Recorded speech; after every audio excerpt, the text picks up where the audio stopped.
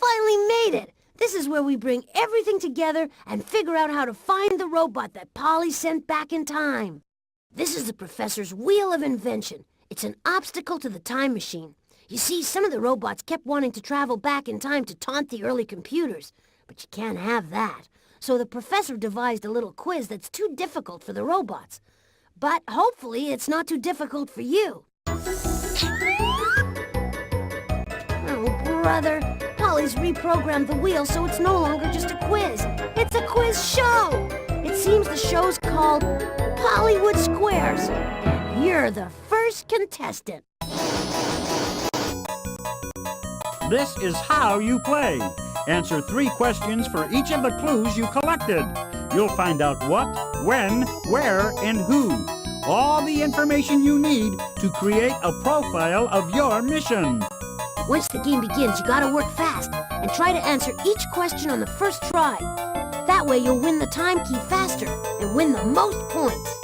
Ready, set, okay, let's begin. Just click the on button to start. Ladies and gentlemen, kids and robots of all ages, it's time to play Pollywood Squares with your telegenic host, me, Monty Monitor. Answer all the questions correctly, and you'll be sent back in time, all expenses paid, to rescue poor Cosmobot. Your first clue is a pork chop. The pork chop will show you what your mission is all about. I love pork chops, and I'm not the only one. Pork chops can be found in cuisines all around the world. Pork chops come from which farm animals? That's right. Pork chops come from pigs. So does ham and bacon. It's all pork and it comes from pigs.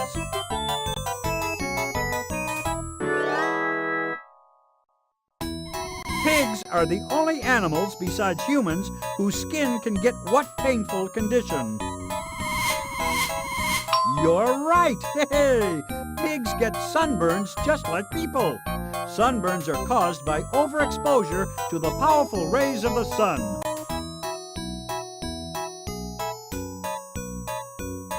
Our sun is actually a star. It's the center of a group of heavenly bodies known as what? You did it! Yay! Another word for sun is solar. That's why they call it the solar system. Aha! So it seems that Polly sent Cosmobot back to the time in history when the solar system was discovered. But where was that? Your second clue is a postage stamp, and it will tell you where in the world your mission will take you. Postage stamps are a way to pay for sending letters and packages. Before postage stamps were invented, the person who received a letter had to pay for it, not the person who sent it. The postage stamp was first invented by an Englishman named Rowland Hill. What country did the English inventor of the postage stamp come from? That's right! Oh, jolly good! English people come from England, and England is part of the United Kingdom of Great Britain. Now, let's see how good you are at geography.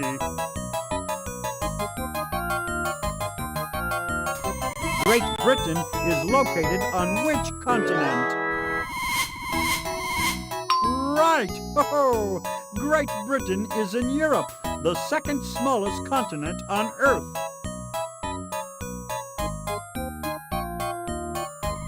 What country is located in the very center of the continent of Europe?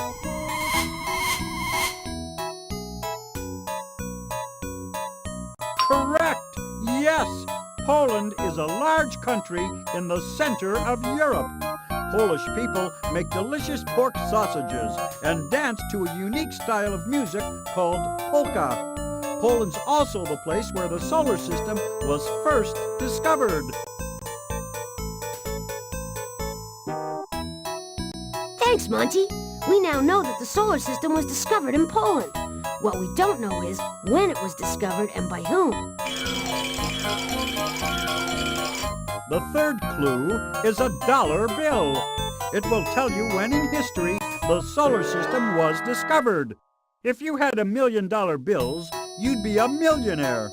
The first kid ever to earn $1 million was a famous movie star named Shirley Temple. The dollar gets its name from a coin once used in a European country, known for its mountains, castles, beer, and frankfurters. Which country was that? Wunderbar! In Germany, the coin they call the dollar was made out of a precious metal. Precious metals are metals that are not commonly found on Earth.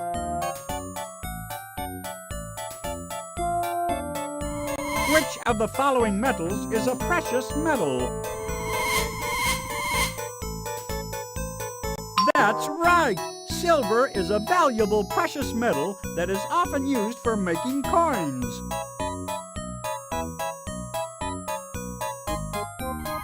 Silver was first used to make the German dollar 500 years ago. Which is the earliest year you could have used a German dollar to buy a frankfurter? Nope, that's right! In 1531, the silver coin called the dollar could have bought you plenty of German frankfurters. 1531 also happens to be the year when the solar system was discovered.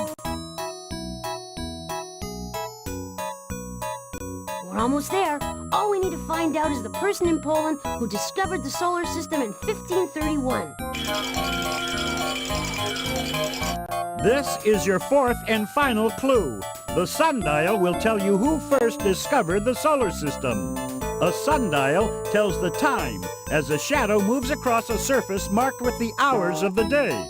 The Egyptians invented the sundial 5,000 years ago, and it was one of the earliest ways of measuring time. A sundial works due to the movement of what heavenly body? No, you are correct! Ha ha! Even though the sun creates the shadow that moves across a sundial, it's really the Earth that's moving, not the sun. While the Earth spins, it also moves around the sun. What is the Earth's movement around the sun called? That's right! Ha ha! The Earth revolves around the sun. It takes 1 year to make one revolution. Who discovered that the Earth revolves around the sun? Right you are! Copernicus was the Polish astronomer who discovered the solar system in 1531. Before his discovery, people thought that everything revolved around the Earth. Okie dokie, we got all the information we need. Now, on to the time machine. We've got to go to Poland in 1531 before Polly messes up Copernicus's discovery. We certainly don't want the Earth to revolve around Polly any more than it already does. Welcome back to the Wheel of Invention. As our current champion, it's your turn to spin the wheel. Just click the on button. Welcome once again to the game show where history's on TV and Polly's got the clicker. In this exciting episode, we'll search for lovely Rhonda Robot back in time. Your first clue is a cute pigeon, and it will lead you to what this mission is all about. Pigeons have invented a special way of drinking water. Most birds drink by scooping up water with their beaks. The pigeon uses its beak like a straw. It's the only bird in the world that actually sucks up water. Pigeons are in the same bird family as which other bird? No, nope, right, haha. In fact, pigeons and doves are two names for the same exact bird. Like some other birds, doves have a special symbolic meaning for people. The American bald eagle, for example, stands for freedom. The dove is the universal symbol of what?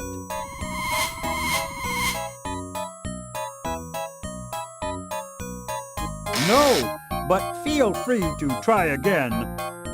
Good job! Oh, for thousands of years, the dove has stood for peace. It is a symbol of international cooperation among countries choosing peace over war. What sports event is played to promote peace? Gold medal answer. The Olympics are played by people throughout the world to encourage peace.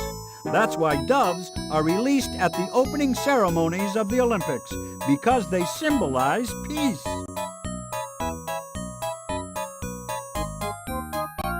Ha! So Polly sent Rhonda Robot to the Olympics. You're headed for a medal. Keep going. The next clue is a torch. The torch will light the way to where the Olympics were first played. Making fire was a huge step for mankind. Here was an awesome form of energy that was finally in our power. No wonder that fire has taken on so much meaning and importance for people. Even the Olympic Games open with a spectacular celebration of fire. How does the Olympic torch get into the Olympic Stadium? That's right! Ho-ho! Runners carry the torch around the globe and into the Olympic Stadium where the Olympic flame is lit. The runners represent the countries competing in the Olympics.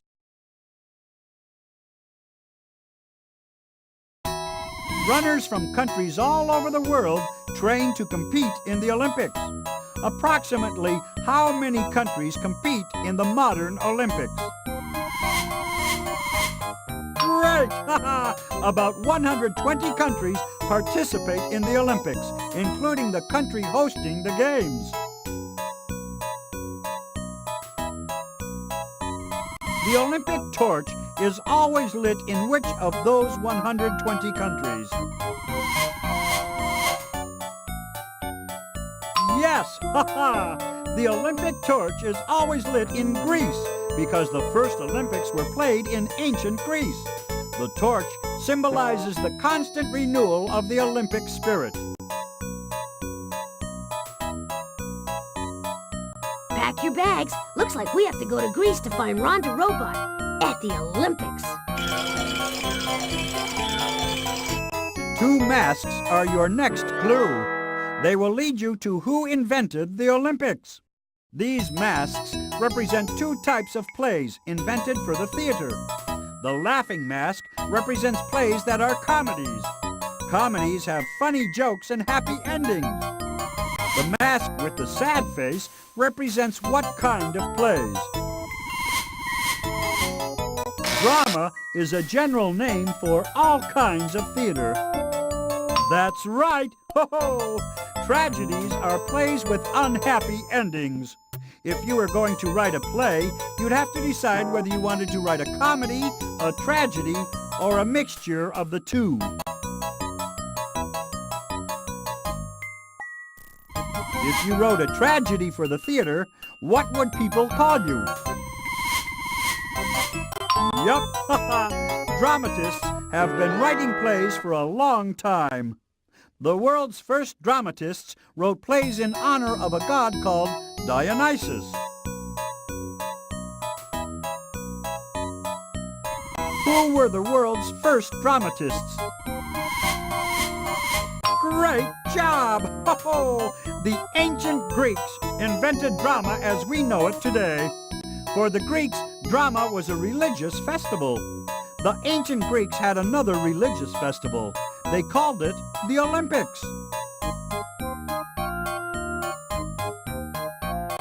Perfect. Now we know who invented the Olympics. Rhonda Robot, we are coming your way. All right, the final clue is pottery, and it will tell you when the Olympics were first held. Heating clay dug from the ground transforms gooey wet mud into hard, waterproof, long-lasting pottery. People in the Middle East made the first pots and plates out of pottery 9,000 years ago. What's another name for pottery in general? No, porcelain is the name of a special kind of white pottery, first made in China.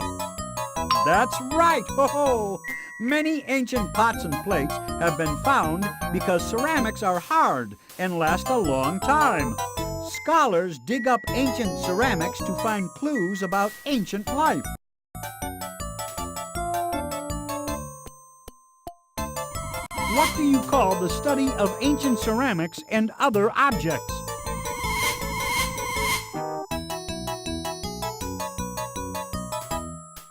That's right.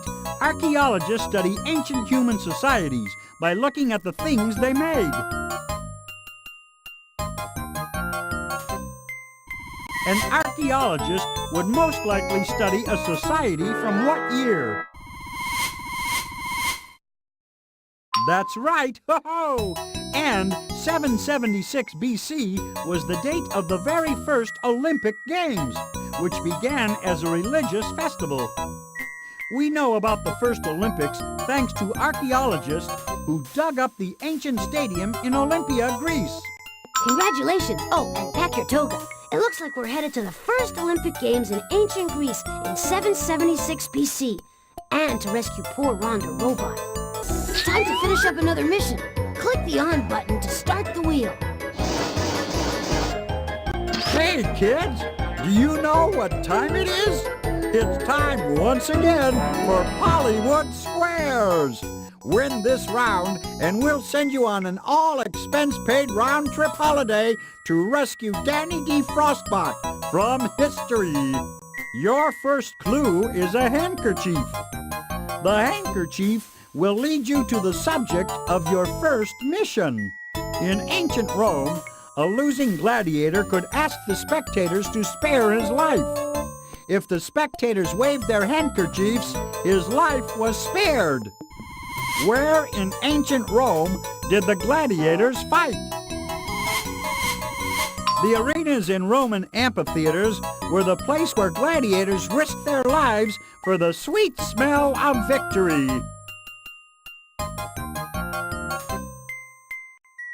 In an arena, spectators sit in a circle or oval all the way around the playing area.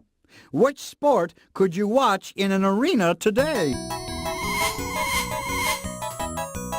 Perfectamundo! Tennis started in ancient France as handball. Tennis is played on a rectangular court. What other sport is played on a court? Slam dunk time out! You found what this mission is all about. Basketball! So, Polly sent Danny to Frostbot to foul up the invention of basketball. Keep going, you're doing great. Your second clue is a blue ox. The blue ox will show you where your mission will take you. In a famous tall tale, a blue ox named Babe is the companion of a lumberjack named Paul Bunyan. What was the most distinguishing feature of Paul Bunyan and his blue ox, Babe? Exactly! Ha ha! Legend has it that Paul Bunyan and Babe were so big they dug the Grand Canyon. Giants are things that are bigger than normal. Which giant tree is the largest living thing on Earth? No! Great going! There's a good reason why the giant sequoia is giant. Some of them have been growing for 4,000 years. The giant sequoia grows in only one country on Earth. Which country is that? Sorry, try it. Fabulous! The United States is the home of the giant sequoia, and also the birthplace of basketball. Basketball's the only major sport that was invented in America. I didn't know that. Let's keep going and find Danny DeFrostbot. The invention of basketball, of all things, is in jeopardy. Your third clue is a fish. The fish will show you when in history you need to go. Unlike animals on land, fish never stop growing.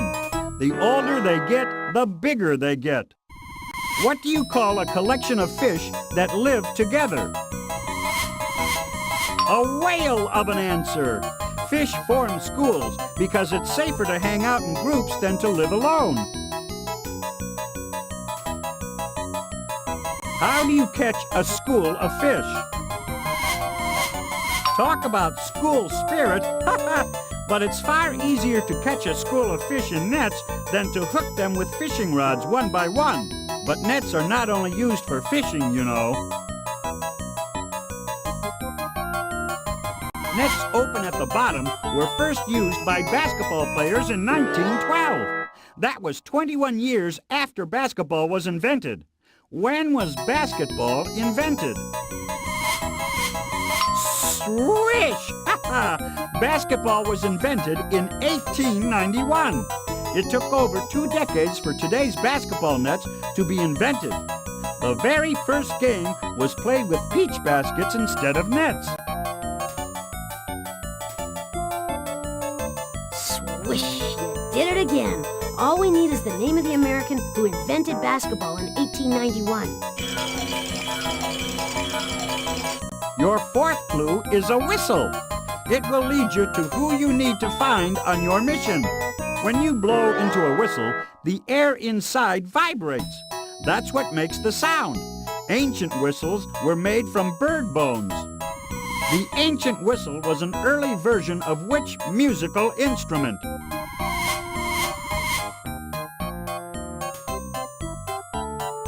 No! Fantastic!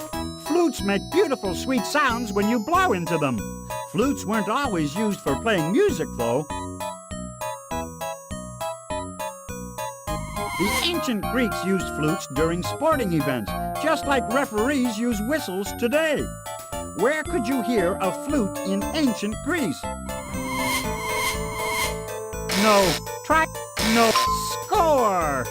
In a Greek gymnasium, the person in charge of coaching the athletes used a flute to mark the beginning and end of sports matches. In gymnasiums today, gym teachers use whistles instead of flutes. Who was a famous gym teacher? Good! James Nesmith was a gym teacher who became famous for inventing a sport that could be played indoors during winter. That sport was basketball. All right! In 1891, James Naismith invented basketball in the USA. That's all the info we need to go get Danny DeFrostbot out of trouble. Before we take this trip back in time, can I just tell you how amazing I think you are? That said, grab the time key and let's move out. Applause, applause! Hey, you're doing great. Start the wheel a-spinning by clicking the on button. Time for a fun-filled episode of Pollywood Squares with me, Monty Monitor. Answer all the questions correctly, and you, yes you, will be whisked to the past to save poor Dr. Bugbot and thwart Polly's plan. Ha ha! Let's begin! Your first clue is a baby bottle, and it will lead you to what this mission is all about. Baby bottles were invented as a convenient way to feed babies nutritious food.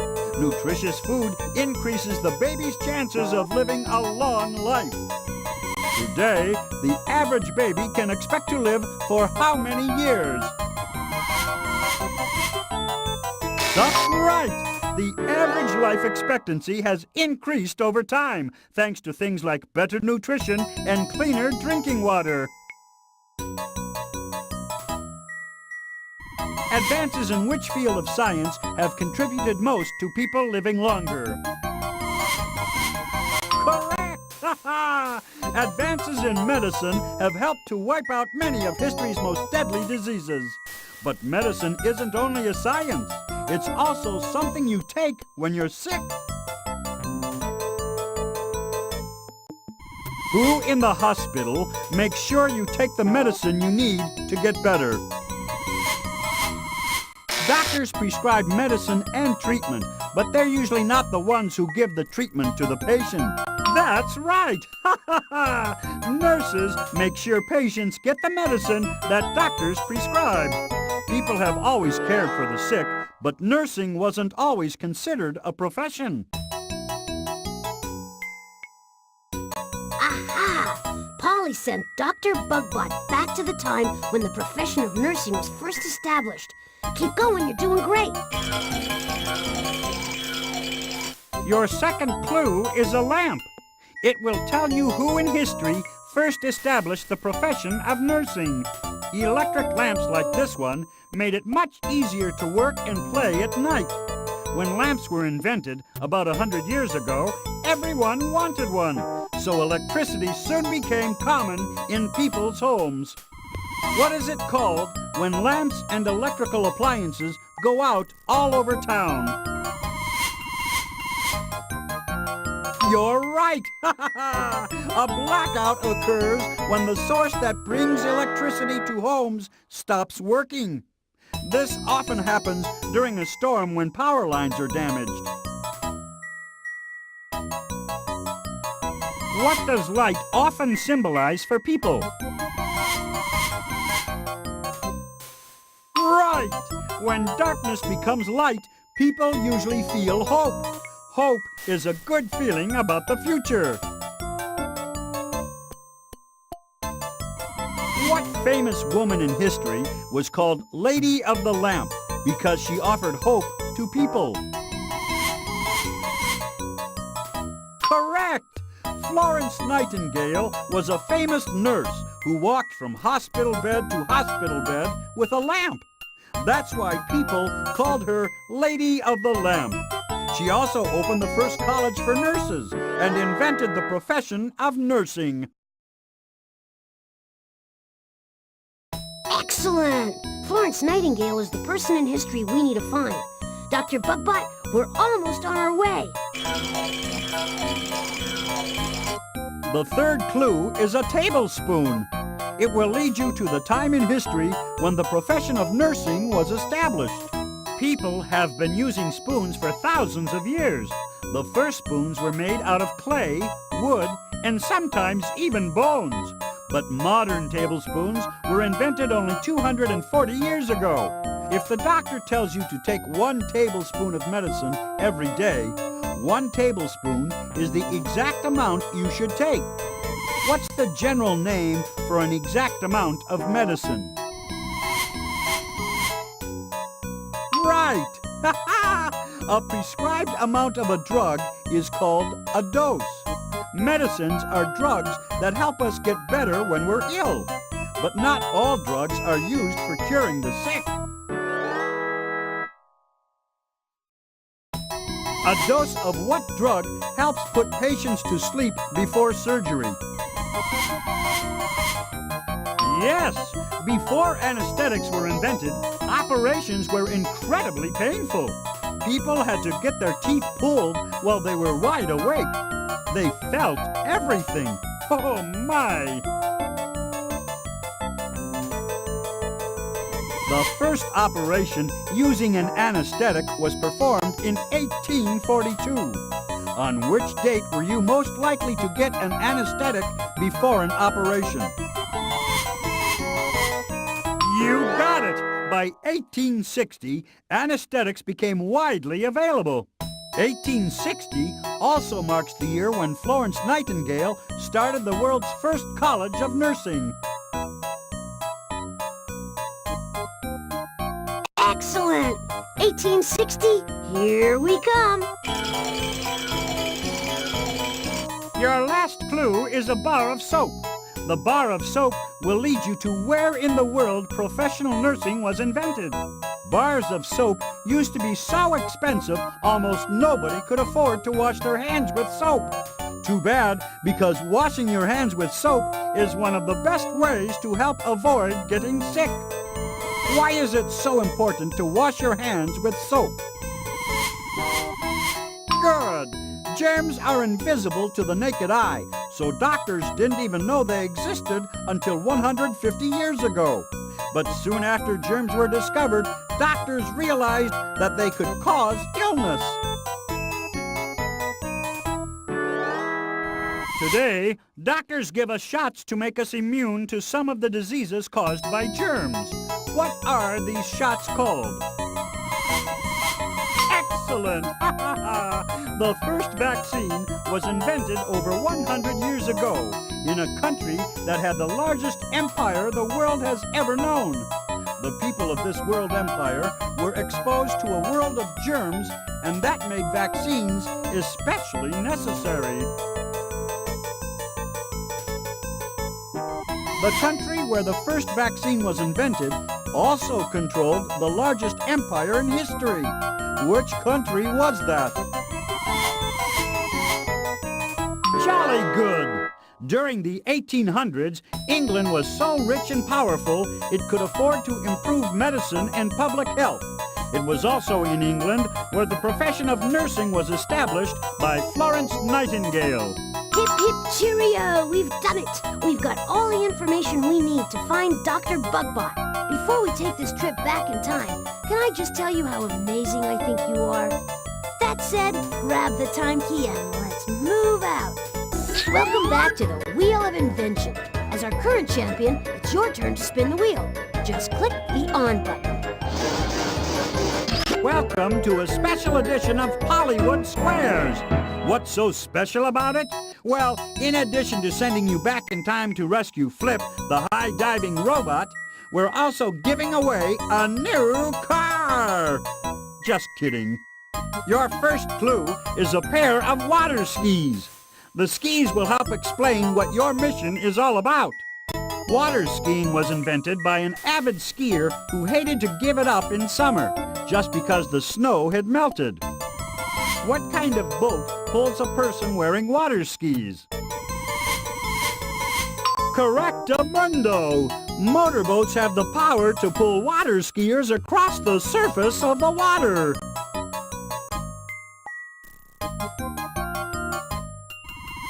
Most motorboats run on gasoline. What kind of boats travel on nuclear power?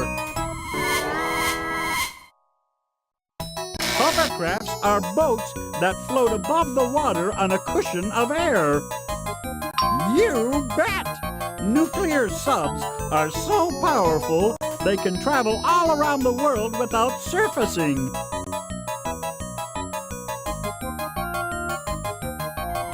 Submarines are sometimes used for undersea exploration. What else is used for deep sea exploration? Scuba Dooba! You are correct! Scuba stands for Self-Contained Underwater Breathing Apparatus. It's the subject of your mission.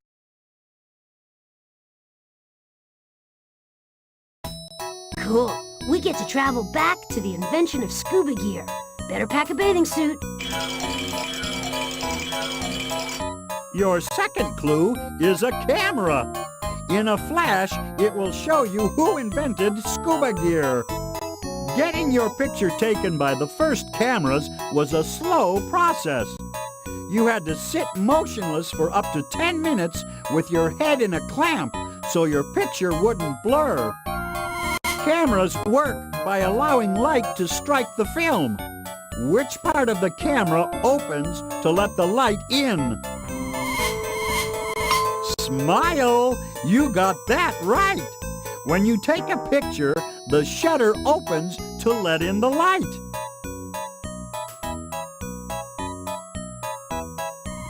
Which part of your body is most like a camera shutter? Aye, aye, matey! Like a camera shutter, your eyelids open when you want to see something and close when you don't. Eyelids also help to protect your eyes.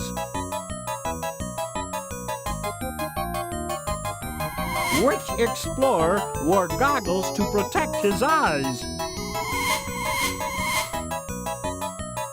I'm impressed! Jacques Cousteau is an undersea explorer. He needed goggles to protect his eyes from the seawater. Cousteau loved undersea exploration so much, he invented scuba gear to make it easier to do. Whoa, I hope Jacques Cousteau doesn't flip his lid when he meets up with Polly's robot Flip.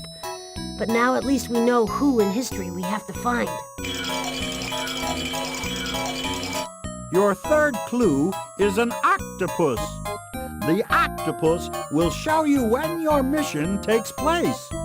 The blue-ringed octopus puts poison in her own eggs to keep predators from eating them.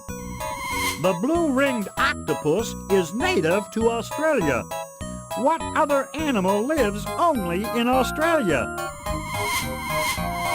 Jump up and shout! That's right! Kangaroos are one of the famous pouched animals that live in Australia. Kangaroos jump because they don't know how to run.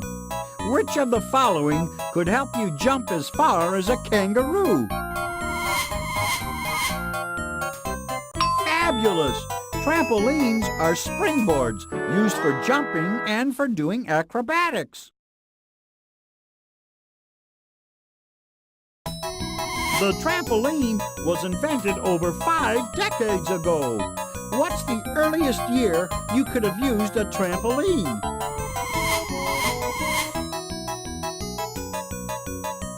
Could you be any smarter? Good work! In 1946, the trampoline was celebrating its 10th birthday. 1946 was also a good year for underwater divers. That was the year Jacques Cousteau invented the scuba. All right, we're doing great. All we need now is where scuba was invented. And that's where we'll find Flip. Your fourth clue is a drinking straw. The drinking straw will show you where scuba gear was invented. If you hold a glass to take a drink, your hand warms it up. The drinking straw lets you drink without picking up the glass. And that keeps your drink nice and cold. A drinking straw is most similar to which of the following? Excellent! You take in liquids through a straw, and you take in air through a snorkel. Snorkels are tubes that you breathe through when you swim on the surface of the water. The first snorkels were hoses that supplied air to German submarines. What were German submarines called? You got that right! The U of U-boats stands for underwater. The Germans used U-boats 50 years ago during World War II.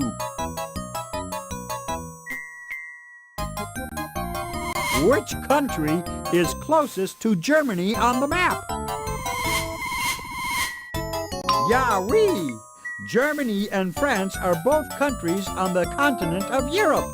It was in beautiful France that Jacques Cousteau invented the scuba gear. Well, that's it. We know that Jacques Cousteau invented scuba in 1946 in France. Put on your flippers. We've got a long way to swim to find Flip the robot. Before we take this trip back in time, can I just tell you how amazing I think you are? That said, grab the time key and let's move out. Time to finish up another mission. Click the on button to start the wheel. Hey out there in PC land, it's time for everyone's favorite game show starring your host with the most, Monty Monitor. Answer everything correctly and you can save poor Amelia Airbot from the clutches of time. Your first clue is a bee. The bee will lead you to what your mission is all about, provided you don't get stung. In 1957, killer bees escaped from a laboratory in Brazil. Their numbers soon multiplied, and killer bees began to swarm north towards the United States. But don't worry, the bees are now under control. Some bees might be scary, but without them, there wouldn't be any honey. What do bees collect to make honey? How sweet! And it's not only bees who like to drink nectar from flowers. Which of these animals also drinks nectar from flowers? Right! The hummingbird hovers near flowers to drink nectar. And its wings beat so fast that when it flies, you can actually hear it humming. That's how the hummingbird got its name. The hummingbird is the only bird that can fly backwards. What else can fly backwards? Just like a hummingbird, a helicopter can fly upward, downward, sideways, and backward. You did it! We'll be going back in time to the invention of the helicopter. And now we're one step closer to finding Amelia Airbot. Your second clue is a pair of sneakers. It will help you sneak up to where in history the helicopter was invented. Sneakers are so quiet you can sneak around in them. That's why they're called sneakers. The Mayan Indians invented an early version of sneakers. They coated their feet in layers of sap from tree bark. The sap hardened and protected their feet. The sap used by the Mayans to create their version of sneakers was brought to England 200 years ago. What was this sap eventually called? Good going! Ha ha!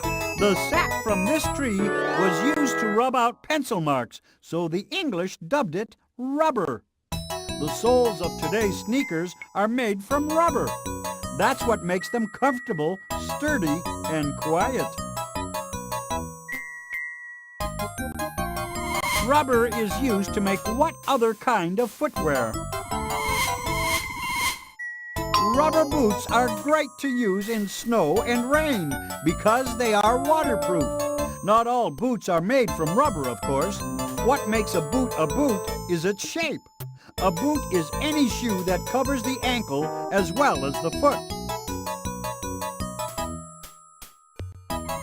What country is famous for being shaped like a boot?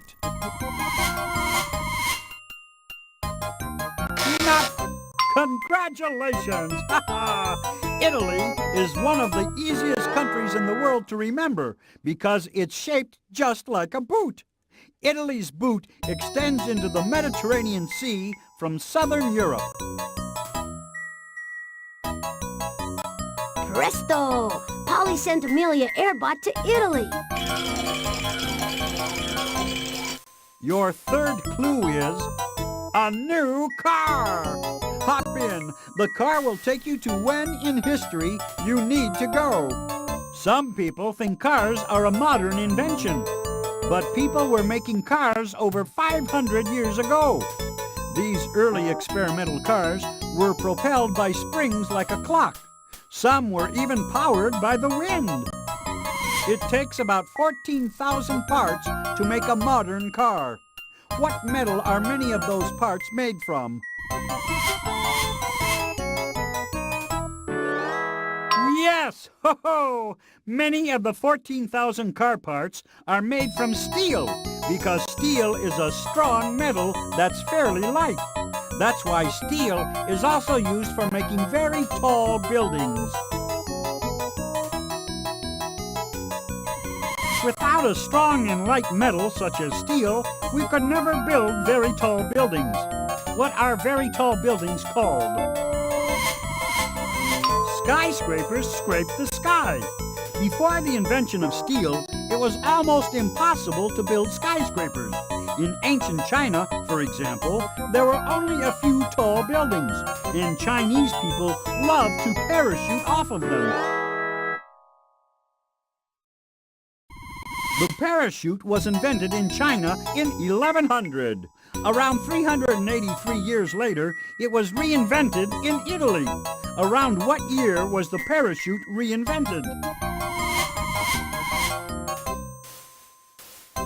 Yes, around 1483, a famous Italian scientist designed a parachute, never realizing that the Chinese had invented one hundreds of years earlier.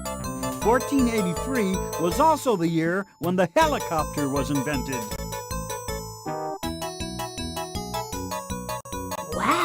The helicopter was invented in 1483? I didn't know that.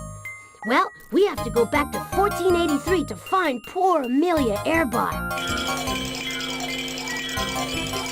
The fourth clue is a construction crane. It will tell you who in history invented the helicopter.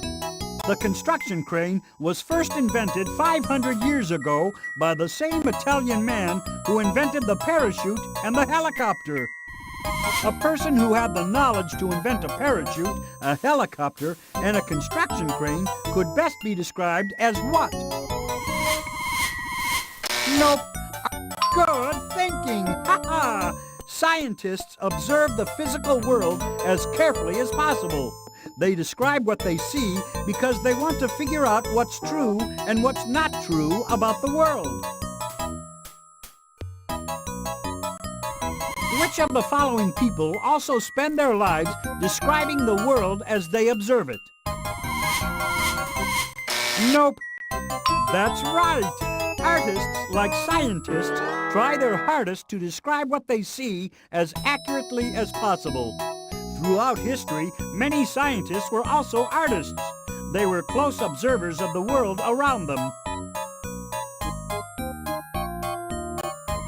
Which Italian inventor was so devoted to describing the world as he saw it that he is now famous as an artist and a scientist?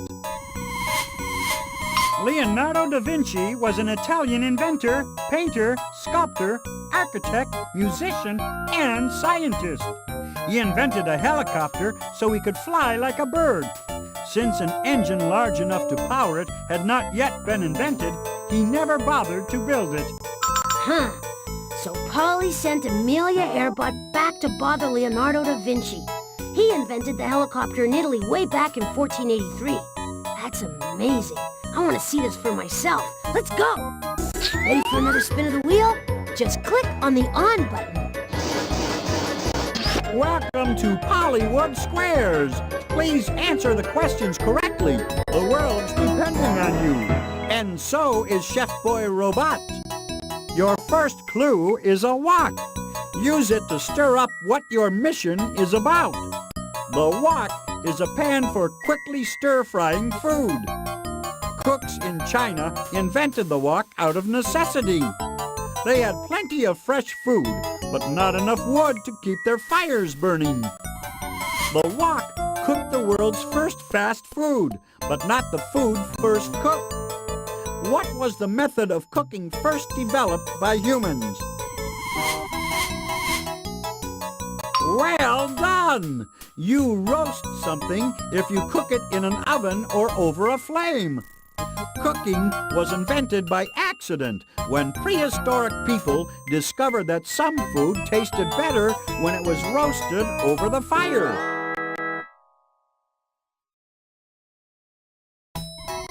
Which of the following breakfast foods is prepared by roasting? No, pancake, you crunched that one. Cereal is roasted in the factory before it reaches your breakfast table. That's what makes it crunchy. What was the world's first breakfast cereal? That came late. Nope, you sure milked that one for all it's worth. Cornflakes were invented as a healthy alternative to cooked breakfasts. Cornflakes are the crunchy subject of your mission. We better keep going before the history of cereal gets soggy. Your second clue is a tooth, and it will tell you when cornflakes were discovered. Teeth are hard enough to last a lifetime, as long as you keep them clean. Before the toothbrush was invented, people rubbed their teeth with rags. A prisoner in England changed all that when he made the world's first toothbrush out of a bone. Teeth are hard because we need them for chewing. Chewing is the first step in which process? You sure devoured that question. When you chew food, it becomes soft enough to swallow. Swallowing starts food on a journey through your digestive system, a journey of over 25 feet. What does not help your teeth begin the process of digestion? Sweet! Sugar doesn't help you digest. In fact, sugar mixes with bacteria in your mouth and creates holes in your teeth, called cavities. If bacteria was discovered in the 19th century, when did dentists discover the cause of tooth decay?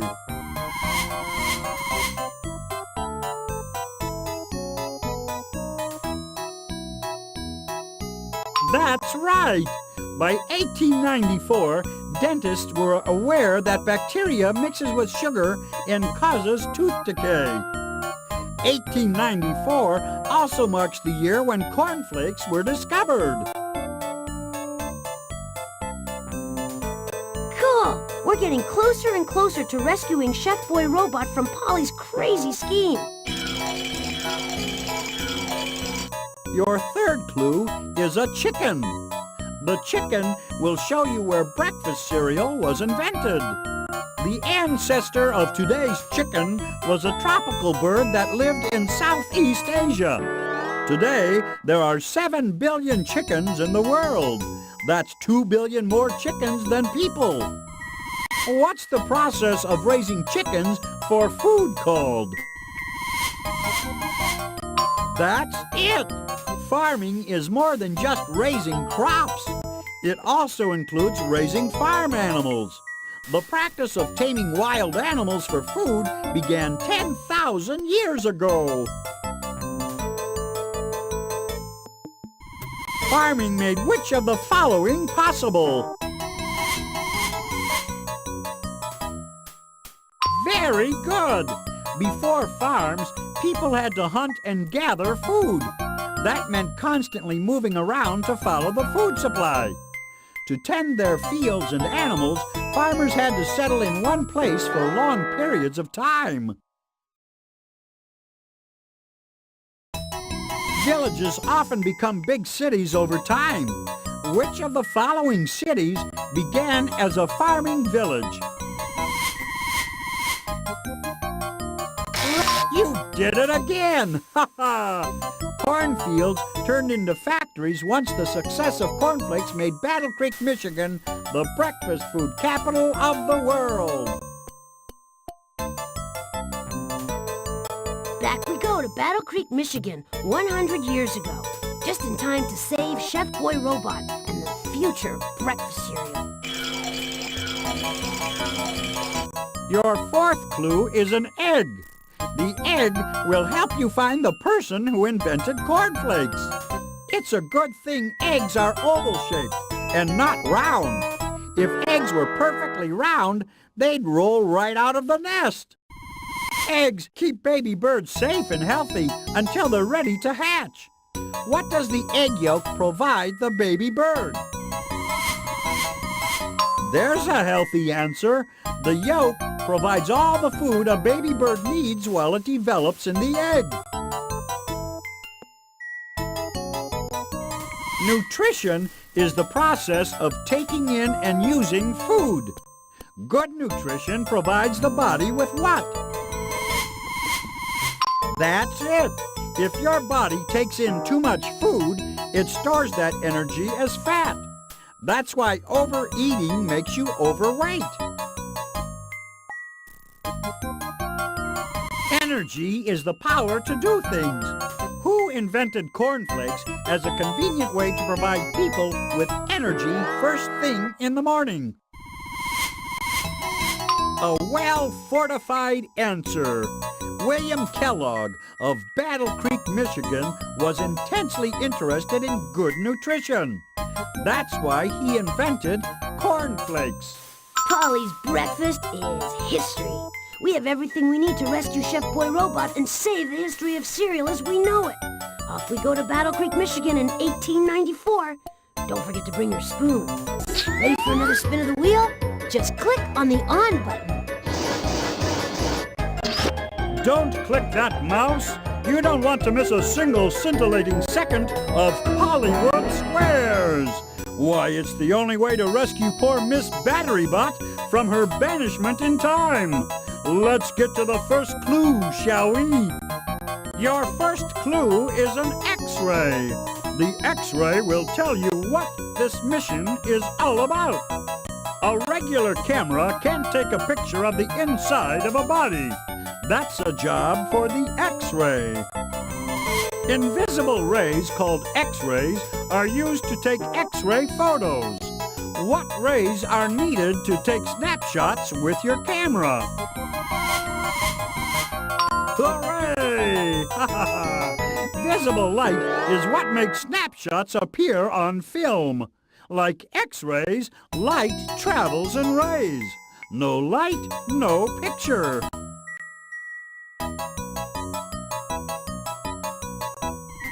Light travels so fast, it takes only 8 minutes for the sun's rays to travel to Earth. But what exactly is light? Good job! Light is a form of energy like heat.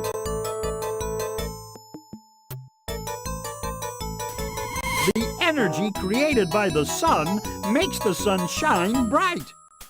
Which of the following substances also glows because of the energy it creates? A glowing response. When radium was discovered, people made glow-in-the-dark paint with it. They didn't realize that radium is radioactive, which means it's harmful to people. Okay, we need to find our way back to the discovery of radium. I just hope it's not harmful to robots.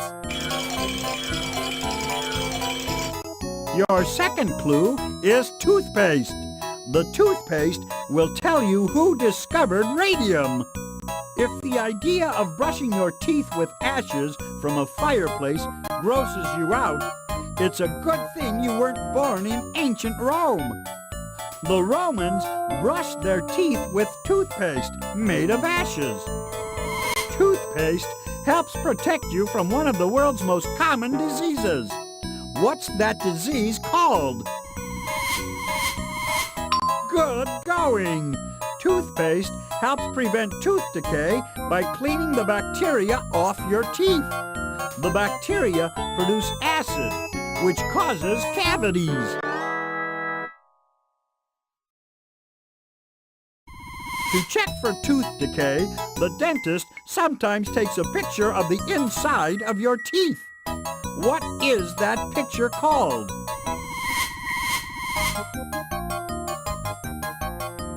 Right you are!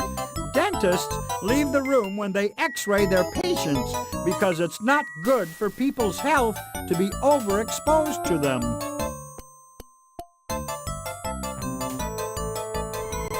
What scientist was inspired by the discovery of X-rays? Good work! Marie Curie was so inspired by the discovery of X-rays that she went on to discover radium. Okay, so we're looking for Marie Curie when she discovered radium. Let's continue, we're almost there. Your third clue is a calculator. It will show you where you need to go on your mission.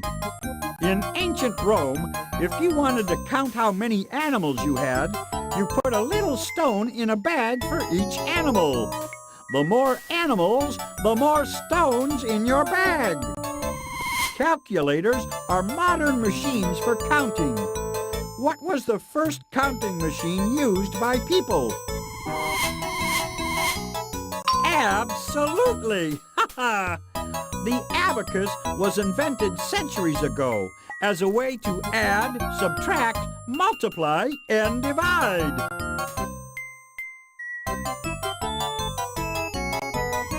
The abacus was invented in which country?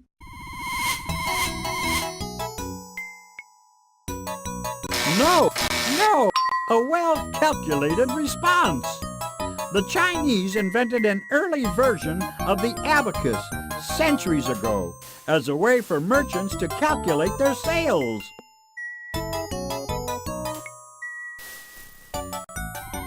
China has many neighbors. Which country is not a neighbor of China? Oui. France is located in Europe. If you live in France, you live next door to Italy, Switzerland, and Spain, not China. And if you live in France, you also live in the country where radium was discovered.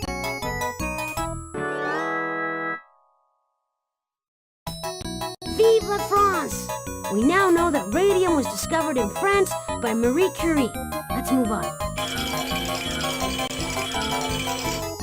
Your fourth clue is a battery, and it will provide the power you need to find when in history this mission will take you.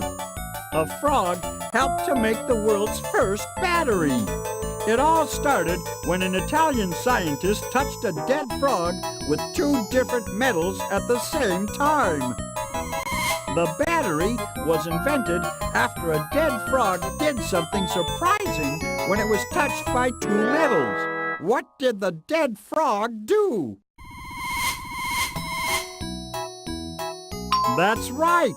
The two metals reacted with the moisture in the frog's body and made the frog twitch, even though it was dead as a doornail.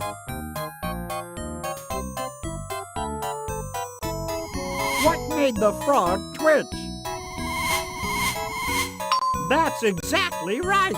The two metals created a chemical reaction that produced enough electricity to make the frog twitch. The idea for a battery had been born.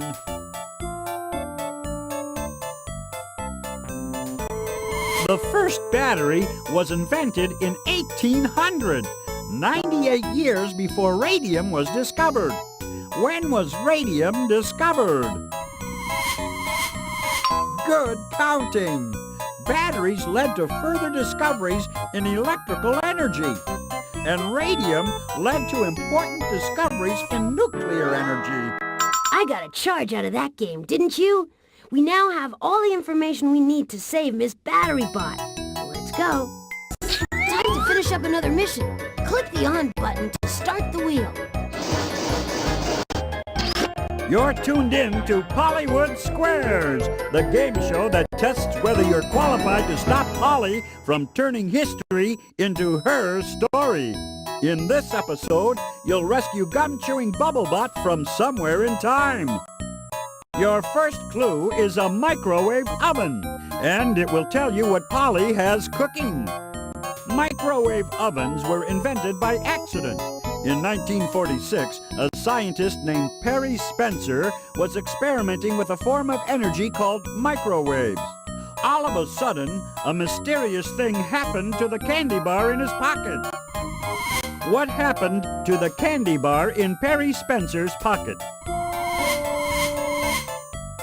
That's right! Perry Spencer realized that microwaves could cook things when the microwaves melted a candy bar in his pocket. When something melts, it turns into a liquid. What was a liquid before it melted? Good! When a solid chocolate bar melts, it turns into liquid chocolate sauce. Yum! Which of the following is a solid? That's correct! Chewing gum is soft enough to chew, but it's not a liquid like water. Chewing gum is what this mission is all about. Great job! So we need to go back in time to when gum was first chewed. Bubblebot, here we come! Your second clue is a maple leaf, and it will tell you where chewing gum was invented. This leaf comes from the sugar maple. The sugar maple is the tree that gives us maple syrup. Every autumn, the leaves from the sugar maple turn bright yellow and red. The sugar maple leaf appears on the flag of the second largest country in the world. What is that country? Yes, indeedy. Canada is the second largest country in terms of land, but not in terms of people. Canada is located on what continent? Correct! Canada is located on the continent of North America. It sits on the northern border of its neighbor and ally, the United States of America. Which of the following countries is also located in North America? Muy bien! Mexico is the North American country to the south of the United States.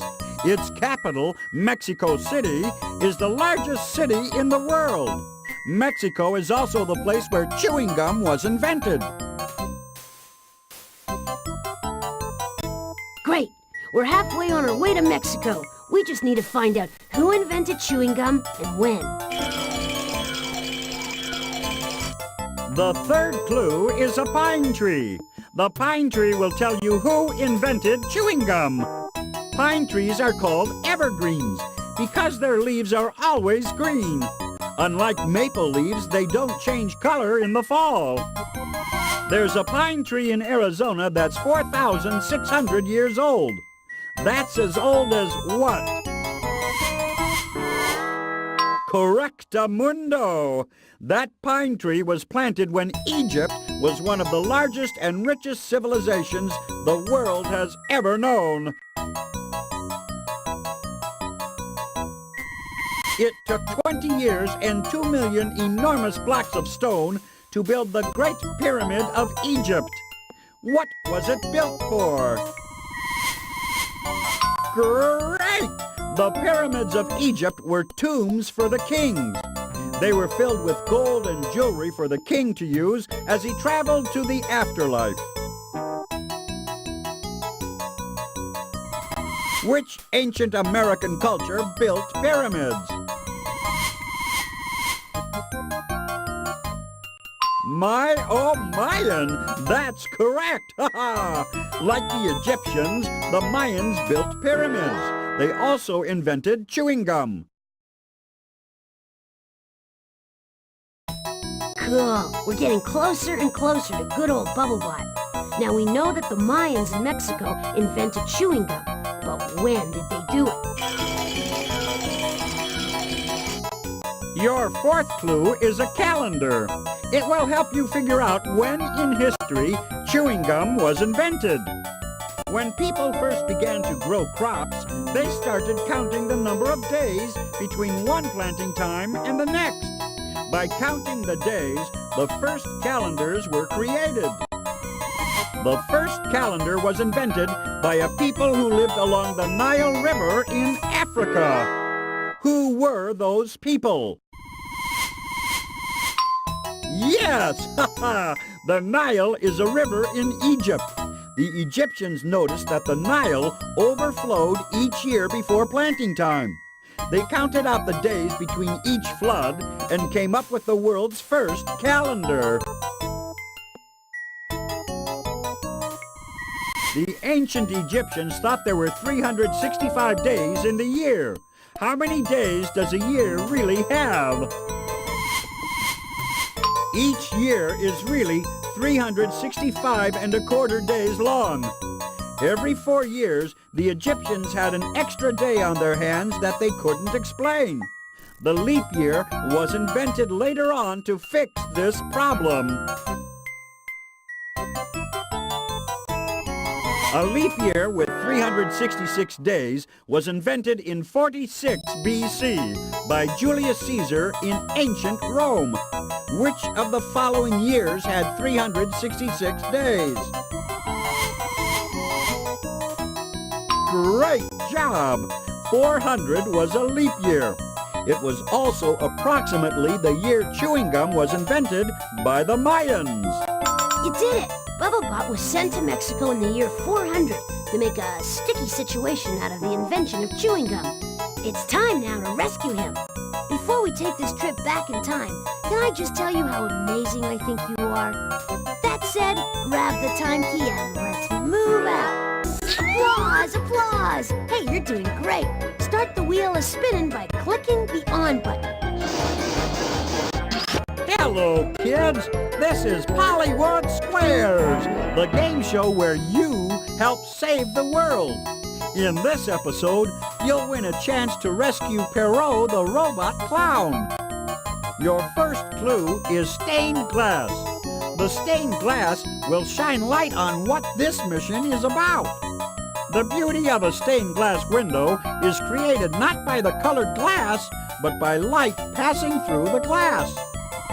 Which other kind of art is most similar to stained glass? You are correct! Both mosaics and stained glass windows use little patches of color to create beautiful patterns and images. Mosaics are usually made with small pieces of tile instead of colored glass. They can be found on floors and walls. Mosaics and stained glass windows are what? Nice work! Here's the difference between two-dimensional things and three-dimensional things.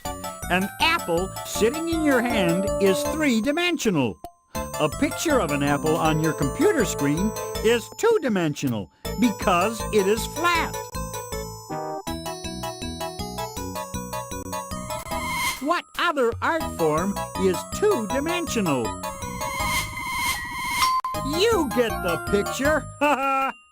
Paintings are usually done on canvases, walls, or ceilings. But as long as it's flat, you can paint a picture on it. And painting is what this mission is all about.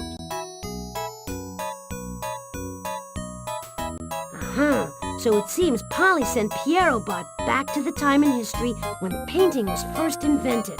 Let's move on. The second clue is a diamond.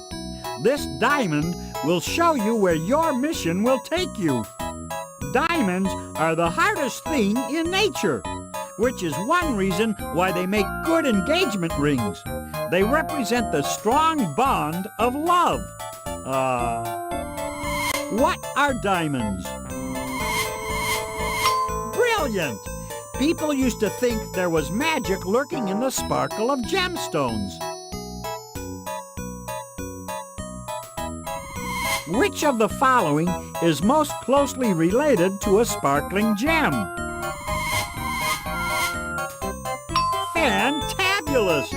Gems and diamonds are types of rocks that are formed in the earth over a long period of time. Rocks were first used as tools by which humans? That's a solid answer. Stone Age humans were the first to use rocks as tools. They also discovered fire, and in the time they had left, they invented the fine art of painting. Great! Now we know that Stone Age humans invented painting. Hold on, Pierrot. We're a-comin'. Your third clue is a television. The television will tell you where painting was invented. The first person ever to appear on television was a 15-year-old office boy named Bill. He made only 18 cents for his historical appearance.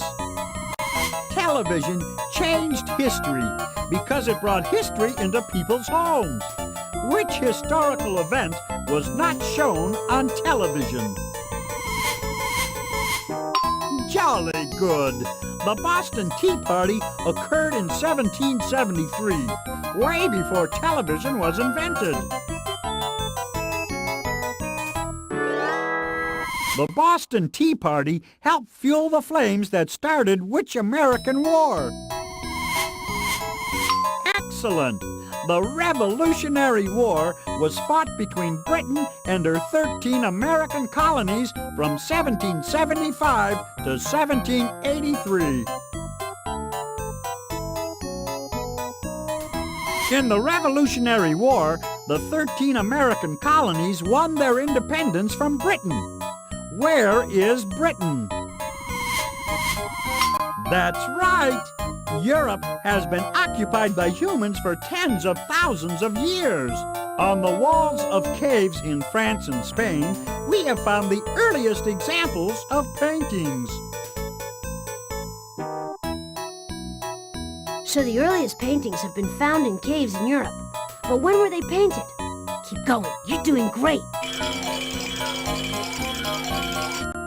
Your fourth clue is a crayon. The crayon will tell you when in history painting was invented. Crayons are not just for kids, you know. Some of the world's greatest artists, Michelangelo, Raphael, and Leonardo da Vinci, used crayons to create works of lasting beauty. What color is a red crayon in the dark? It's true. In the dark, the red crayon looks black because we can't see color when there's not much light. Which of the following is always black? That's right. Charcoal is made from burned animal or vegetable material. Many artists like to sketch with charcoal. If you burn a stick until it's black, you've pretty much created charcoal. When did people first begin to draw with charcoal? You got it! People began to draw with burnt sticks as far back as 35,000 BC. At the same time, they began using pigments from berries and rocks to paint pictures of animals on the walls of caves. Our mission is about to draw to a close. Pierrobot was sent all the way back to 35,000 BC. I can't wait to see what Stone Age humans painted. I wonder if they wore smocks. Before we take this trip back in time, can I just tell you how amazing I think you are? That said, grab the time key and let's move out. Time to finish up another mission. Click the on button to start the wheel. Coming at you from Mystery Mountain, it's Pollywood Squares, the show of shows that shows you how to rescue Slide. He's the heavy metal robot, and he's out to change the world. Your first clue is a spider's web. As long as you don't get caught in the web, you'll discover what this mission is all about. A spider web is nothing but a set of strings that sends messages to the spider. When the strings shake, the spider knows a bug has been caught in the web. How does the web tell the spider it's dinner time? Cool! The struggling bug makes the strings vibrate all the way to the center of the web, where the hungry spider lies waiting.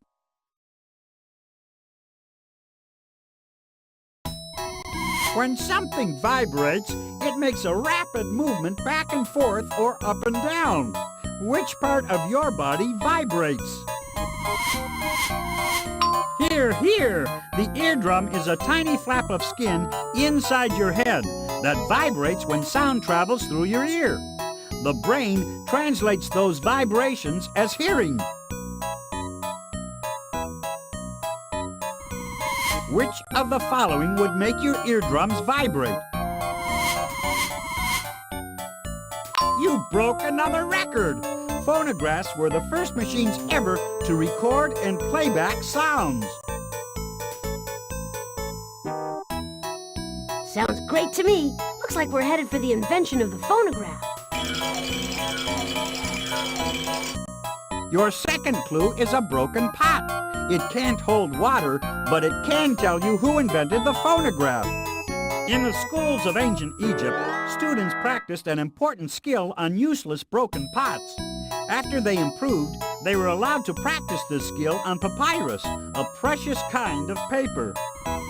What skill did Egyptian students practice on broken pots? no. Right on. Did you know that only boys went to school in ancient Egypt? Egyptian girls received all their education at home, and they never learned how to read and write. Writing is an important part of education. Where does education begin? An educated guess. Education begins at birth and never stops. What famous inventor of the light bulb was educated at home and got only 3 months of formal schooling? Home run! Even though he only spent 3 months in school, Thomas Edison became the world's most famous inventor. He came up with the electric light, motion pictures, and the phonograph. So we're going to visit Thomas Edison as he invents the phonograph. Keep going, you're doing great. Your third clue is a balloon. Hold on tight. The balloon will carry you away to when in history the phonograph was invented. Balloons float because helium is a gas that's lighter than air. Helium's also purer than air. So if you want to preserve something precious, put it in a case filled with helium. What precious thing is preserved by helium? Terrific! The Constitution of the United States is over 200 years old. It's kept in a glass case in Washington, D.C. Helium keeps it from decaying. The Constitution of the United States protects people's rights and liberties. Which of the following is a constitutional right? Yes, the Constitution guarantees the right to vote to everyone over the age of 18. Thomas Edison invented an electronic voting machine which helped people practice their right to vote. Voting electronically was made possible in 1868, 9 years before the phonograph was invented. When was the phonograph invented? You won! Edison invented the phonograph in 1877, 9 years after he invented the electronic voting machine. Don't bother packing your CDs and tapes because it looks like we'll be traveling back in time more than 100 years. Your fourth clue is cotton candy. Please don't eat it. It's here to tell you where your mission will take you. Cotton candy is a sugary treat guaranteed to make you smile. Then, it gives you cavities that ruin your smile. Cotton candy looks like cotton, but it's actually spun from sugar. Sugar comes from what kind of plant? Sweet success! Sugar comes from sugarcane, which is a special kind of grass. Grass is one of the largest and most varied families in the plant kingdom. Which of the following is also a grass? Nope. You're not easily bamboozled. Bamboo is the tallest grass on Earth. Some bamboo grows 3 feet every day. Although tropical bamboo doesn't grow where Thomas Edison worked, he needed bamboo to invent the light bulb. Where did Edison invent the light bulb? Great going! Thomas Edison passed electricity through a bamboo wire and made it glow. In his laboratory in New Jersey, Edison also invented the phonograph. Success! We did it! In 1877, Thomas Edison invented the phonograph at his laboratory in New Jersey. Hold on to your guitar slide. We're on our way. Applause! Applause! Hey, you're doing great. Start the wheel a spinning by clicking the on button. Monty Monitor here, and you're clued into another exciting edition of Pollywood Squares. Today's lucky winners will be given the chance to rescue Noshi Origami from history. Your first clue is a roll of tape, and it will tell you what this mission is about. Imagine a world without tape. There'd be no wrapping gifts and nothing to put over paper cuts. Which of the following is most similar to a roll of tape? You're on a roll! Glue and tape are both sticky adhesives. That means they're used to attach things together.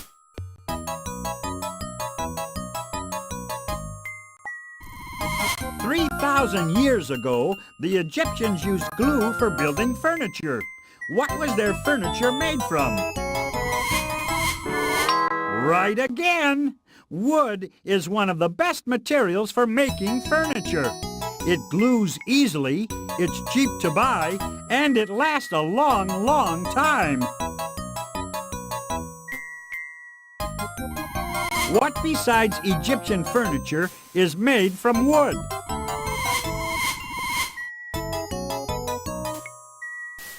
Yes, sirree! Paper is made from pulp, which usually comes from wood.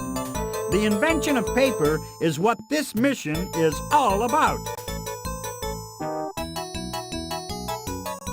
Noshi Origami must be psyched. He likes to fold paper into funny shapes. Oh no, imagine what Polly's got him doing to the world's first paper. Your second clue is a firecracker. The firecracker will tell you where paper was invented. Firecrackers are usually set off during celebrations, but not always. In some cultures, people believe that firecrackers scare away evil demons. What makes firecrackers explode? No, good shot! It only takes a small amount of gunpowder to get a big bang. The black powder called gunpowder was invented for what? No. Gunpowder was actually invented for fireworks. Fireworks were first used to send signals. Fireworks were invented in the country where 1 billion people live today. Which country is that? Terrific! 1 out of every 5 people on Earth lives in China, the country where your mission will take place. Hooray! We're off to China! I can't wait to try Chinese food. You know how we robots love to eat. Your third clue is a tea bag. The tea bag will tell you who invented paper. Tea bags were invented by a tea salesman who wanted an easy way to show off samples of his product. What product made by caterpillars was used to make the world's first tea bag? Silky smooth.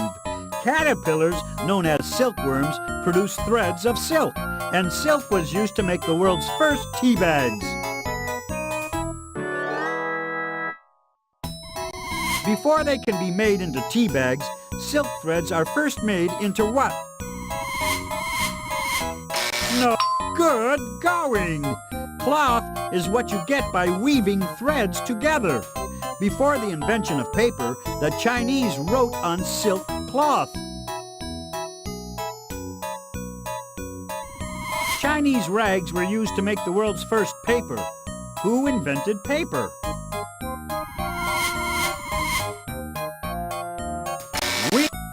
Impressive! Chai Lun worked in the emperor's court in China.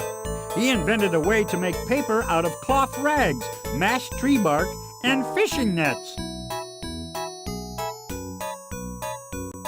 Okay, now we know who invented paper and where. The only thing left now is a date. Your fourth clue is an abacus. The abacus will tell you when paper was invented in China. By moving the beads of an abacus, you can add, subtract, multiply, and divide. Before the abacus, it was almost impossible to do complicated math. The abacus is still used in which of the following countries? Nope. Superb! In China today, you can still see grocers and tailors counting on the abacus. Whose father was a tailor from China? That's right! Aladdin's father was a Chinese tailor. Aladdin's story is one of the best-known tales from the 1001 Nights, an ancient collection of tales of the Far East. The story of Aladdin was told to people in 947, which was 842 years after paper was invented. When was paper invented? Good going! Chai Lun invented paper in the year 105. That was centuries before anyone else in the world had paper to write on. Well, you did it again. Now we can rescue poor Noshi Origami from the time when paper was first invented. But we better hurry. It's a long way to China 1900 years ago. Before we take this trip back in time, can I just tell you how amazing I think you are? That said, grab the time key and let's move out. Welcome back to the Wheel of Invention. As our current champion, it's your turn to spin the wheel. Just click the on button. Welcome back to Pollywood Squares. I'm your host, Monty Monitor. Get ready to get clued in and maybe find out where Polly sent Vasco the robot. Your first clue is a donut. As long as you don't eat it, the donut will lead you to what your mission is about. Thanks to their hole, donuts are easy to cook all the way through. Did you know there once was a giant donut in outer space? When the sun was born, there was leftover gas and dust. This leftover gas and dust surrounded the sun in the shape of a donut. What did the gas surrounding the sun eventually become?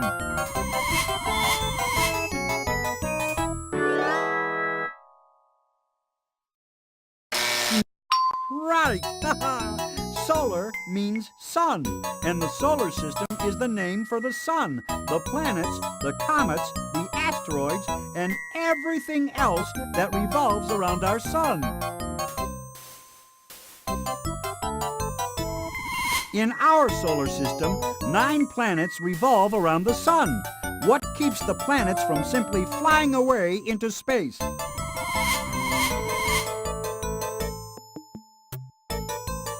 Good! The sun's gravity attracts the planets and keeps them from flying off into space. Because it's so large, the Earth has gravity too. The Earth's gravity keeps our moon from flying off into space.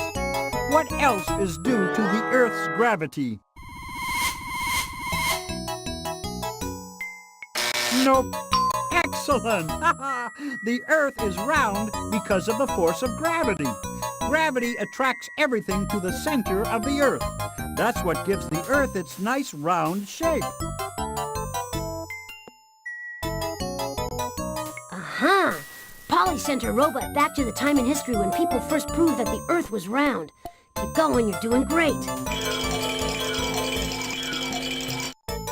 Your second clue is a cement block. It will lead you to who in history you need to find.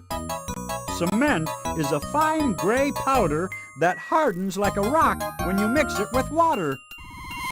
What did the astronauts once describe as the color of a cement block? That's right! Astronauts on the moon said that the soil and rocks were the same color as gray cement. Next time you see the moon in its path across the night sky, see if you notice its gray color. What do we call the path the moon takes as it travels around the Earth? That's it! The moon orbits around the Earth Well, the Earth orbits around the Sun. If you ever circle the Earth in a spaceship, you'll also be in orbit. If you orbit the Earth, you circle it from space. Who was the captain of the first ship to circle the surface of the globe? Great! Ferdinand Magellan's ship was the first to circle or circumnavigate the globe. Magellan died before the journey around the world was finished, but his ships continued sailing according to his directions. Okay, Ferdinand Magellan is the person we have to find, but we still don't know where Vasco da Robot is. The third clue is a bull. It will tell you where in time you need to go. A tall man enters an arena wearing tight trousers, a short jacket, and an elaborate cape. In a matter of minutes, the man is fighting a bull. If he succeeds, he receives an ear of the bull as a token of the crowd's esteem. During a bullfight, the person fighting the bull is called what? Exactly! Ha ha! Matadors are men and women who fight bulls. If the performance is especially good, the matador gets to keep an ear from the bull. If it is superb, the matador keeps both ears. If you wanted to become a matador, what continent would you most likely go to for training?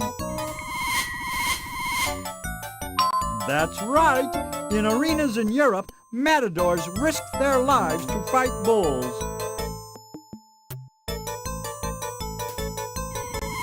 Which country on the continent of Europe is most associated with bullfighting? Muy bien! Spain is the large country in Europe where most bullfighting takes place. Spain is also the place where Magellan set sail on his famous voyage around the globe. Great! Now we know that Magellan circumnavigated the globe starting from Spain. Keep going, we still need a date. Your fourth clue is perfume. Follow the scent and it will lead you to when in history we have to go. If you want to appreciate perfume, sniff hard. That moves the air up to the smell cells at the top of your nose. You can't smell perfume if you have a cold. That's because the perfume can't reach your smell cells when your nose is stuffed up. You can't smell perfume when you have a cold. What else can't you do very well if your nose is stuffed up? You can still talk. Exactly! When you have a cold, no air can reach your smell cells. And without a sense of smell, you can't taste. The strong desire to smell new smells and taste new tastes first led people like Magellan to explore the globe. During his voyage around the world, what was Magellan seeking that gives taste to food? That's right! For centuries, explorers set out on ships to find exotic spices that could be sold to people back home. Columbus went to America in search of spices, and Magellan circled the globe for the very same reason. Magellan set out in search of spices 30 years after Columbus. What year did Magellan circle the globe? That's right, Columbus discovered America in 1492, and Magellan circumnavigated the globe in 1522. Ah, the sweet smell of success. Now it all fits together. Let's set sail to rescue Vasco da Robot. He's about to set sail on Magellan's sailing ship. Ready for another spin of the wheel? Just click on the on button.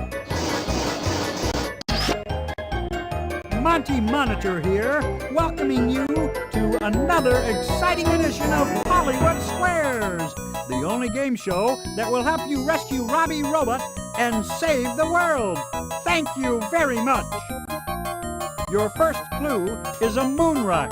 The moon rock will tell you exactly what the subject of your mission is. Scientists discovered the first moon rocks not on the moon, but in Antarctica. That's because pieces of the moon fell to Earth and landed there. Other moon rocks came from American manned trips to the moon and from unmanned Russian missions. What is the name of the NASA space program that collected rocks from the moon? That's right! Ho-ho! The first manned spaceship to reach the moon was Apollo 11, and the first person to walk on the moon was Neil Armstrong.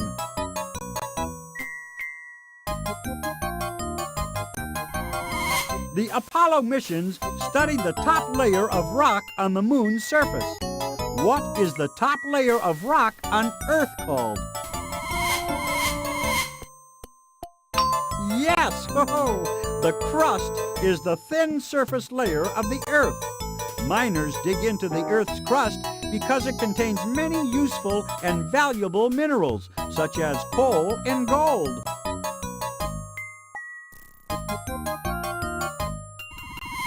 What invention was most essential for helping miners dig deep into the Earth's crust? Dynamite! Ho, ho, ho. The invention of dynamite made mining a whole lot easier. It also allowed cities like New York to dig elaborate underground train systems called subways.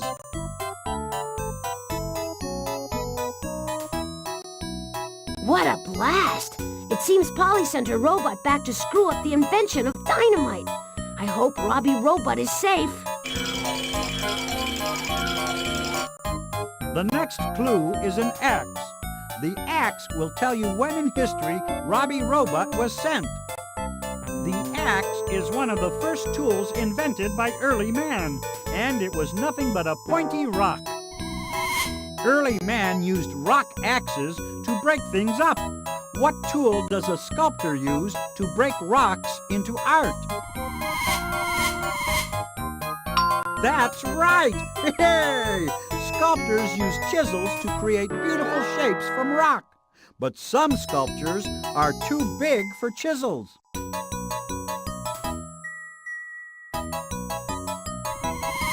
One of the biggest sculptures in the world depicts 4 presidents on the side of a huge marble cliff in South Dakota. What's that sculpture called? That's right! Oh, Mount Rushmore was too big for an ordinary chisel. To start sculpting, the artist used dynamite.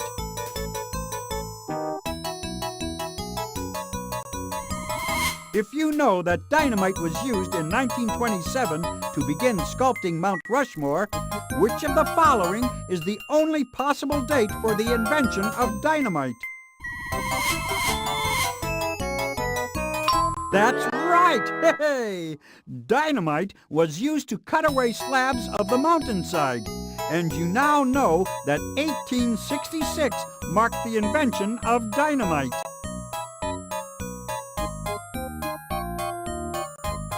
Smashing! Polly sent Robbie Robot back to the year 1866 when dynamite was invented. Now we just need to figure out who invented dynamite and where. The next clue is an olive. It will tell you where in the world your mission will take you. People first began to eat olives 5,000 years ago on Crete. That's a large island off the coast of Greece. On what kind of plant do olives grow? That's right! Ta-da! Olive trees grow throughout a region that surrounds a large sea. This sea is located between the continents of Europe and Africa.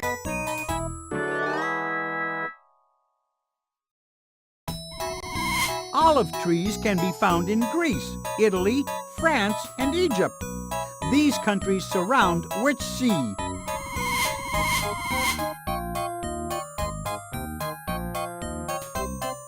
Great going!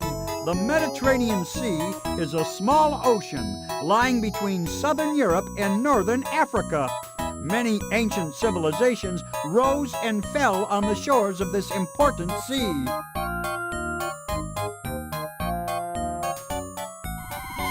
Which country does not lie on the shores of the Mediterranean Sea?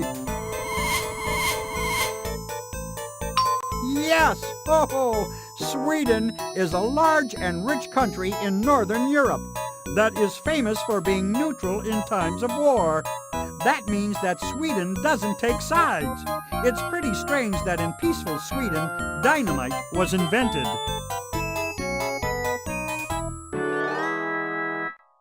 Bang! Zoom, you got it! Dynamite was invented in a peaceful country called Sweden.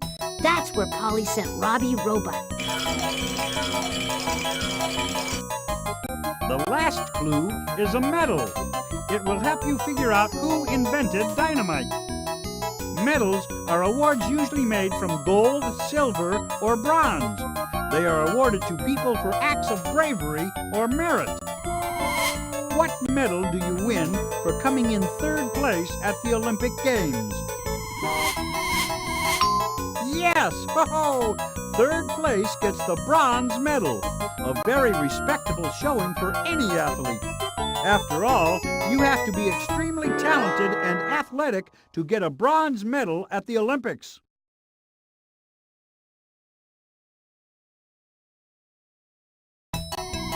Winning the bronze medal at the Olympics means you are strong and healthy. What kind of medal are you awarded for getting hurt in a war? No, Yes, indeed! The Purple Heart is one of many medals a soldier can earn in times of war.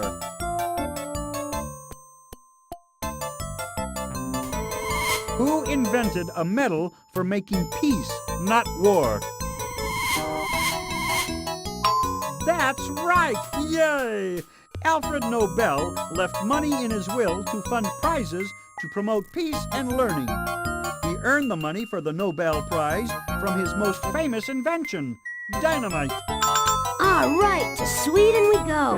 We've got to set the time machine for the year 1866 to stop Robbie Robot from butting in on Alfred Nobel's invention of dynamite. Ready for another spin of the wheel? Just click on the on button.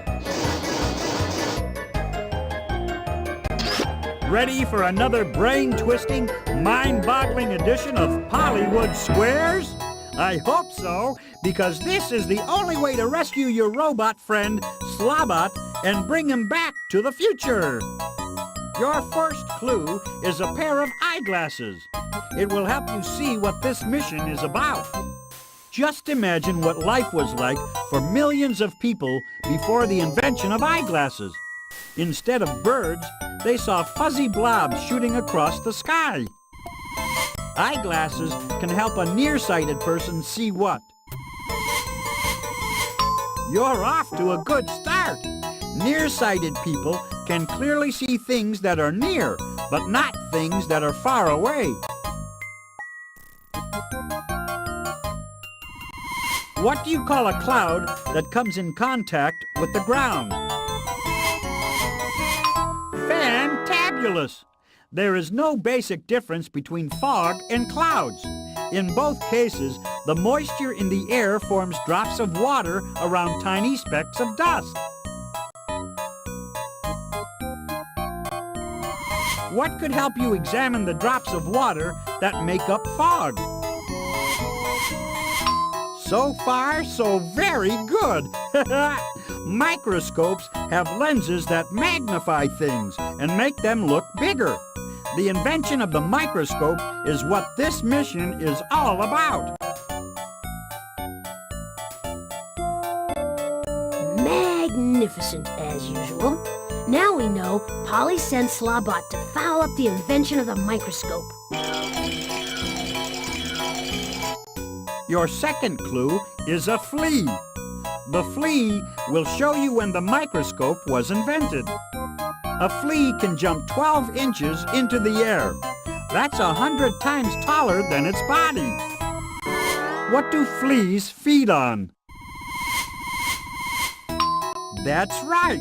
Fleas bite animals and suck their blood for dinner. What is the process called that moves blood from the heart to the rest of the body? Type A answer. Blood circulates around your body. The heart is the pump that keeps blood moving.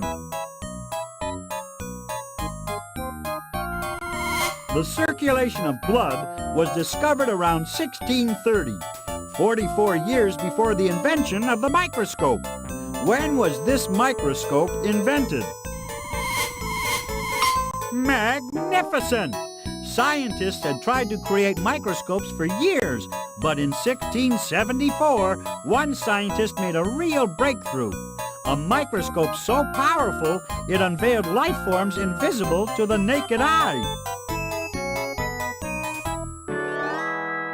Poor Slawbot. He'll be forced to see all the invisible life forms on his dirty body. That's a fate worse than rust. All we need to do is figure out who we have to find in history and where. Then we can rescue Slawbot. The third clue is a cork. It will show you where the microscope was invented. In 1665, a scientist named Robert Hooke looked at a little piece of cork under a magnifying glass and discovered cells. Cells are the smallest parts of plants and animals. Where does cork come from?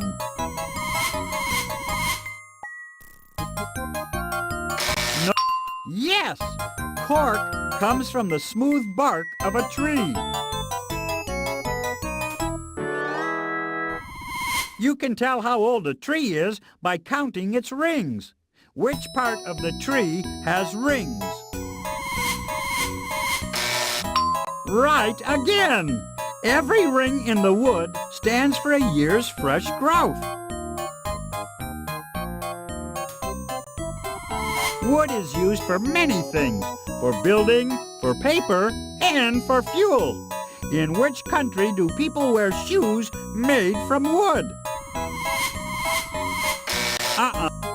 Jawohl! Holland, or the Netherlands, is a European country known for windmills and canals. Farmers in Holland wear wooden shoes to keep their feet clean and dry. It was also in Holland that the microscope was invented. Slawbot's in Dutch. One more clue and we'll have all the information we need to save him. Your fourth clue is a telescope, and if you answer correctly, it will reveal who invented the microscope. One day, an eyeglass maker in Holland held up two eyeglasses and noticed that the town church looked much closer through them. He had accidentally invented the telescope. Which part of the telescope makes faraway things look closer? That's right! A lens makes things look bigger or smaller. What are telescope lenses usually made from? That's right! It takes great skill to make successful glass lenses. Which inventor from Holland made lenses as a hobby? No. Excellent! Leeuwenhoek's hobby made him world famous when he used one of his lenses to make a microscope. He was the first person in the world to see bacteria and other small creatures that had previously been invisible to people. So that's it. We know everything we need to find Slawbot. I wonder what Polly programmed him to do to poor Leeuwenhoek. Let's find out. Time to finish up another mission.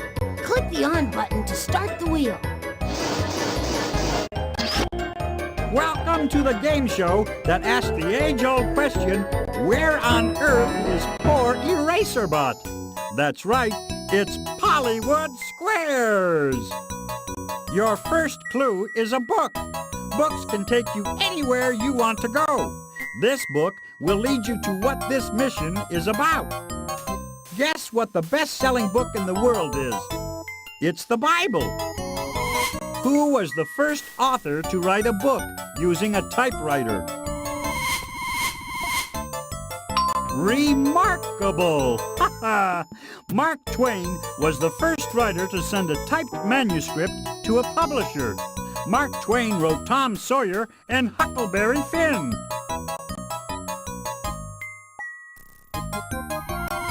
Most of Mark Twain's books are long stories he made up. What are these types of books called? Yes! Novels are stories about made-up people and events. Which of the following was invented before novels? Right-eo! Writing is the way to express speech in symbols, and it was invented long before the novel came into existence. The invention of writing is also what this mission is all about.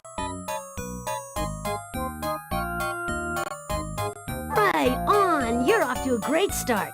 Just answer the next questions correctly, and we'll be on our way to the time when writing was invented. Your second clue is a brick. The brick will tell you who invented writing. Bricks are the ultimate in recycling. They're made from clay, and clay, you see, is made from rocks that were ground up by erosion. If you heat up clay, it hardens like a rock. From broken rocks, a new rock is born. What was first used to harden clay into bricks? Light is right! Bricks were first made by placing blocks of clay in the sun. Which region on Earth gets the most sunlight? Fantastic! One of the reasons it's so hot in the desert is that the sun shines there so much.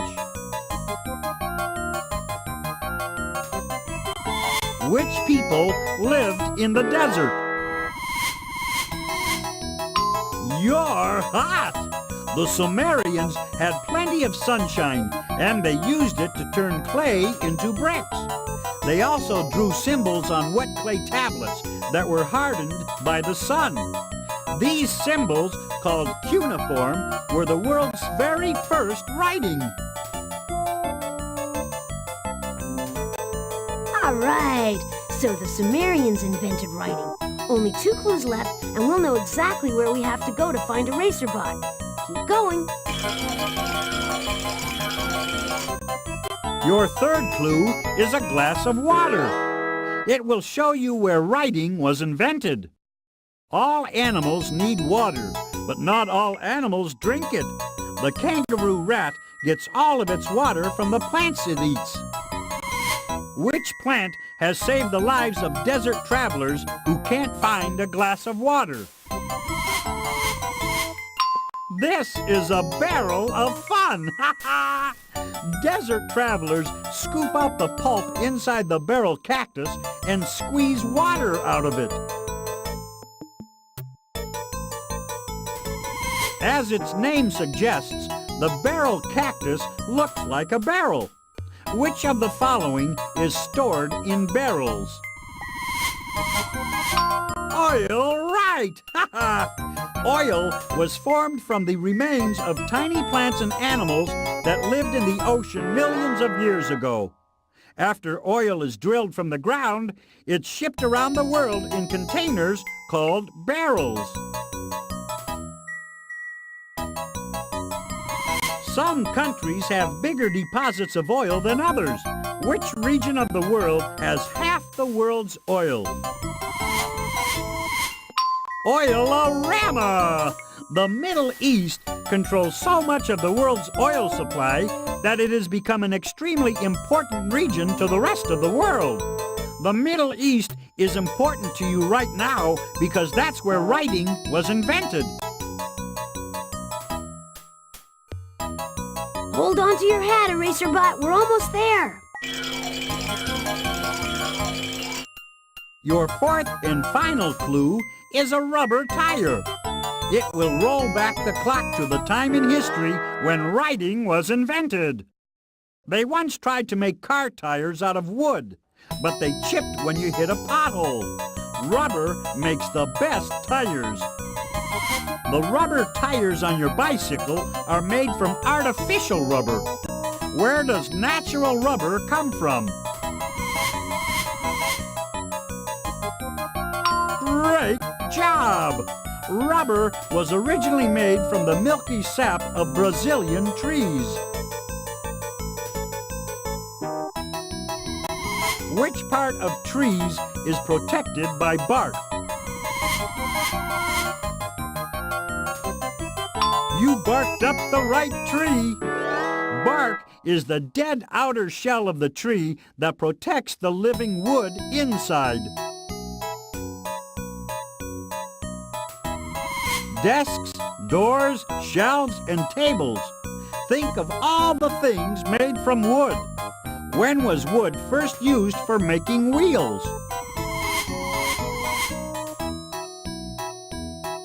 That's right! The Sumerians made wheels from wood around 3500 BC, which is around the same time they invented writing in the Middle East. Okay, we did it! Now let's find EraserBot before the history of writing gets erased. Before we take this trip back in time, can I just tell you how amazing I think you are? That said, grab the time key and let's move out. Ready for another spin of the wheel? Just click on the on button. Glad you could join me, Monty Monitor, for another exciting edition of Pollywood Squares. All you have to do is answer a few simple questions and you'll save Sockbot from turning the world topsy-turvy. Pass the mustard. Your first clue is a hot dog. It will lead you to what this mission is all about.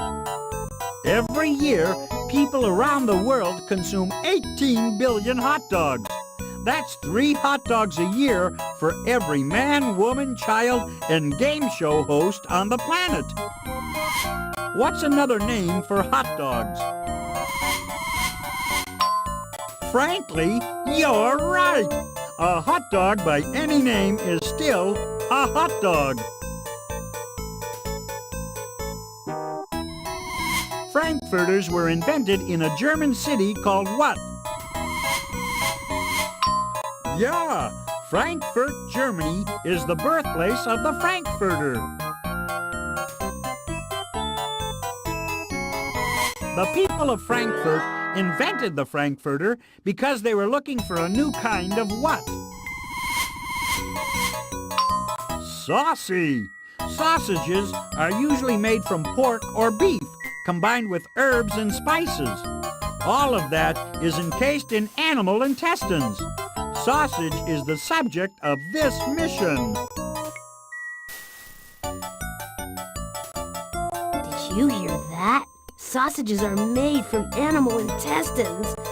Oh, maybe we should let Polly change history this time. Your second clue is a clock. Let time fly you to the people who first created sausages. Ever notice how the clocks in your home are never perfectly in sync? The world's most accurate clock sits in Washington, D.C. Every 1,700,000 years, this clock will be a second off. Not too shabby. In 1581, the great astronomer Galileo helped make clocks more accurate. With what did Galileo measure time? That's right! A pendulum is a hanging weight that swings back and forth at a fixed rate. It was a great advancement in measuring time accurately. When a pendulum is pulled to one side and then released, it starts swinging back and forth. What force starts it swinging? Good work! Every time a pendulum swings to one side, the Earth's gravity pulls it back down. Then it swings to the other side. Gravity is the force that keeps the Earth revolving around the sun. Who first measured time using the shadow of the sun? Great! The Babylonians were the first to poke a stick in the ground and measure the movement of its shadow. When it was dinner time, the Babylonians ate sausages, which they invented. Hear that? The Babylonians invented sausage. Sockbot, my friend, hold tight. We're almost there. The third clue is a lump of charcoal. The charcoal will lead you to the place where sausage was invented. Charcoal is the burnt remains of animal or vegetable matter. It's a black and sponge-like substance that's made almost entirely of carbon. What else besides coal was formed from the remains of plants?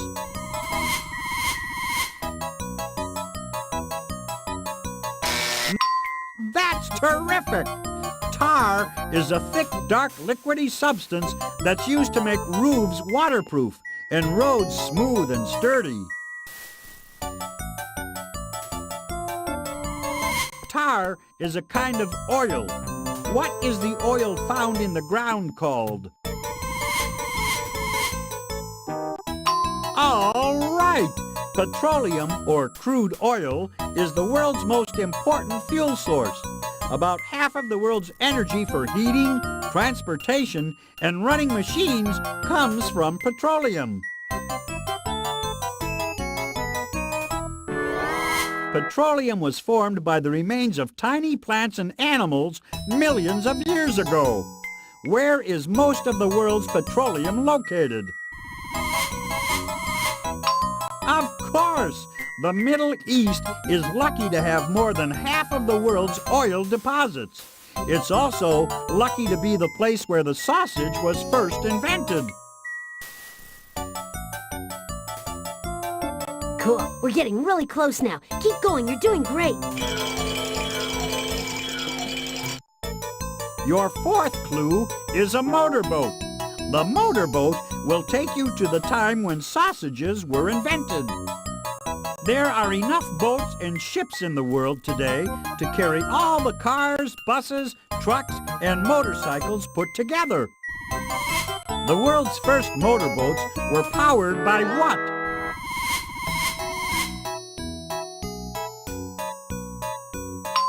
Yes, steam engines were the first to power boats and ships.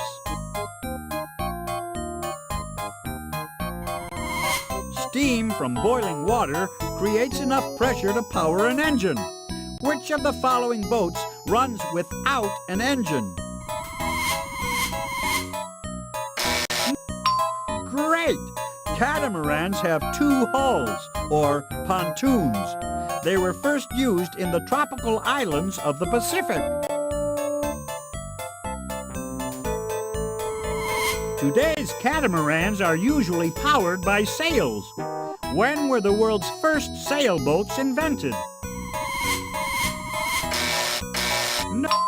Smooth sailing. The sailboat was invented by the Babylonians in 3000 BC. That was also the time when they invented the first sausage. You sailed right through those questions. Now we have all the information we need to go get Sockbot and bring him back to the comfort of the professor's fold, where he belongs.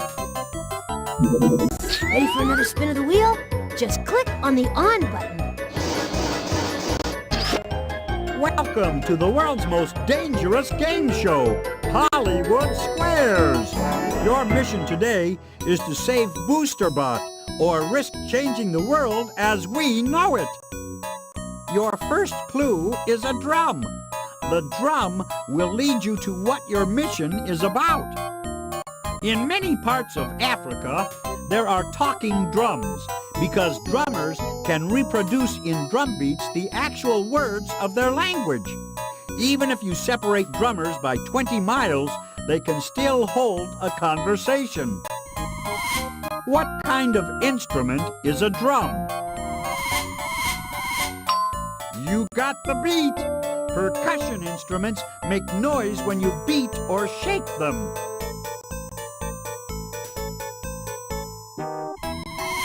Which percussion instrument makes noise when you shake it? Olé! Maracas are hollow gourds with seeds or pebbles inside. You play maracas by shaking them to the beat.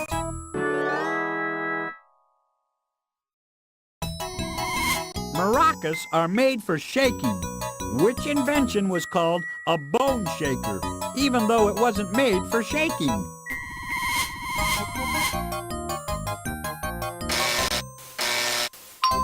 Yes! The first bicycles had heavy wooden frames and iron tires. They shook so much when you rode them that people called them bone shakers. You can call the bicycle the subject of your mission.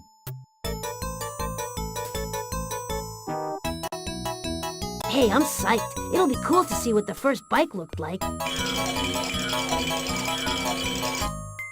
Your second clue is a pair of blue jeans.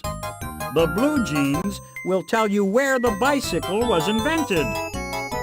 Blue jeans were first created back in the 1850s, the days of the California gold rush. The gold miners' work was so difficult, they needed pants that could last a long time without wearing out.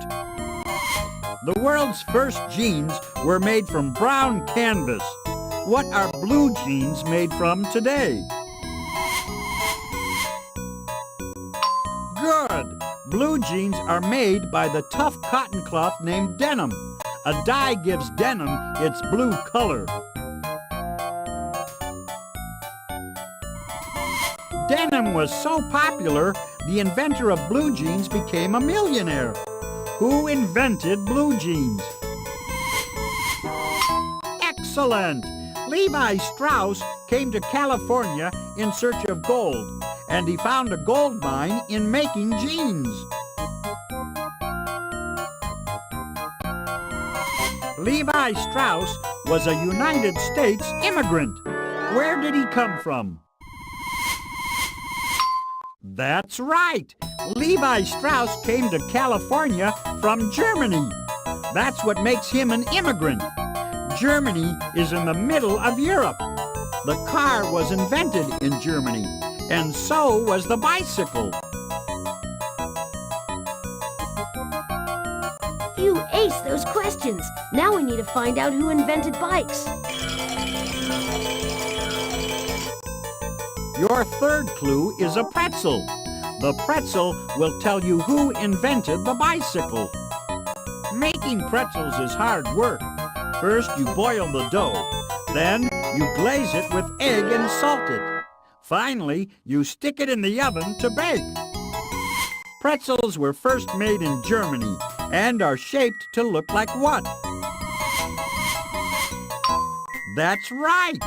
You make a pretzel by tying a rope of dough into a loose knot before baking.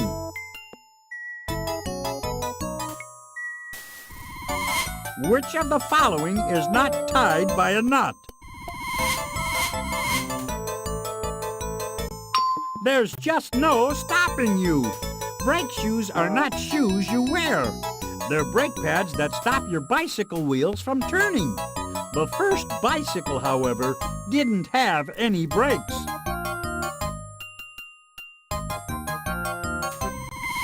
What German inventor made the first bicycle without brakes? Good guess! Carl von Drais invented a two-wheeled vehicle called a Draisine. Not only didn't it have brakes, it didn't have pedals either. You made it go by pushing on the ground one leg after another. So Carl von Drais invented an early version of the bicycle. Goodness knows what he's going to think when Boosterbot shows up. Your fourth clue is a pair of roller skates. The roller skates will take you to when the bicycle was invented. Roller skates were first invented when someone put wheels on a pair of shoes. Where would you most likely see people roller skating? Yes, rinks are round or oval-shaped arenas with smooth surfaces for roller skating, or ice for ice skating. Which of the following would not occur in a rink? Good! A pedal is a lever that you press with your foot. Cars have pedals. So do pianos. The first bicycle with pedals was invented in 1839, 23 years after the bicycle was first invented.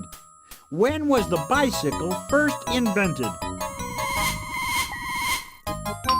Bike-o-rama!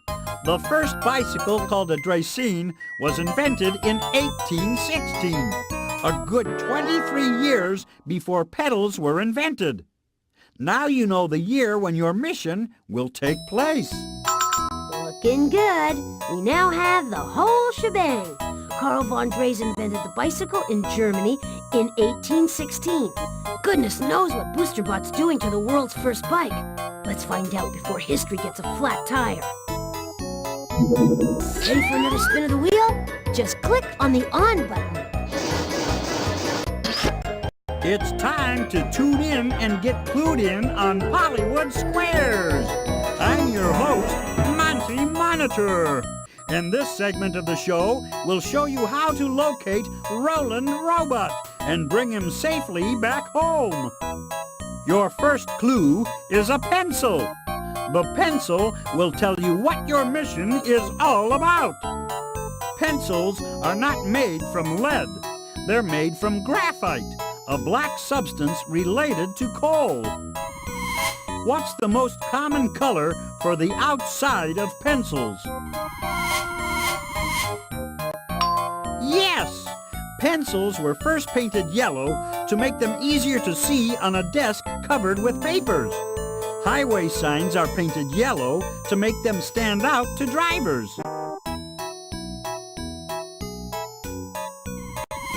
Which of the following is not yellow for safety? Woo-woo! Yes! Ambulances are almost always white. White's the color of medicine. A siren lets you know it's coming.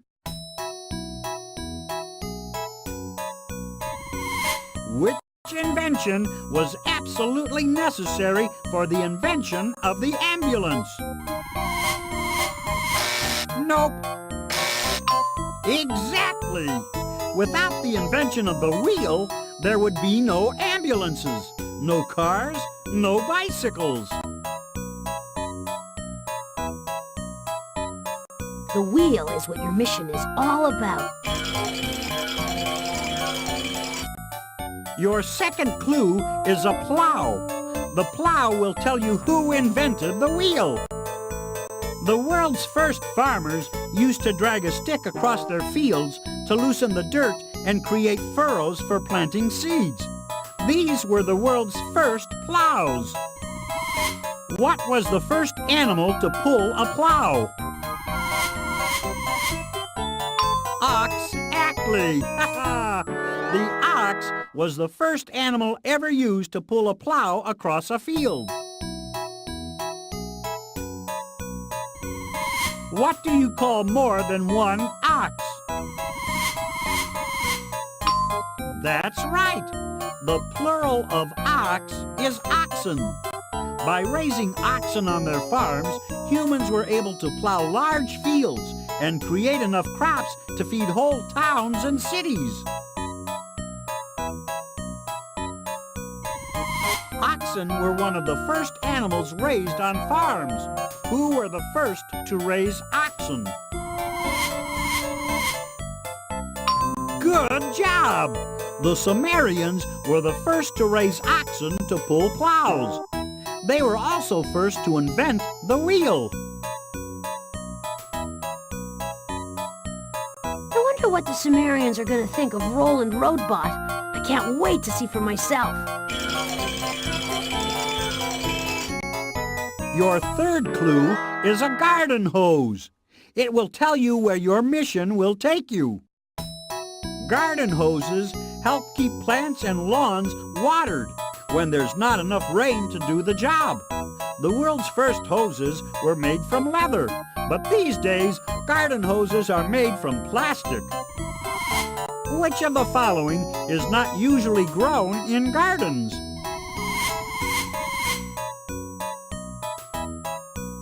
Nope. Try. You are correct. Wheat is grown in large wheat fields because you need a lot of wheat to create flour. Which of the following is made from wheat?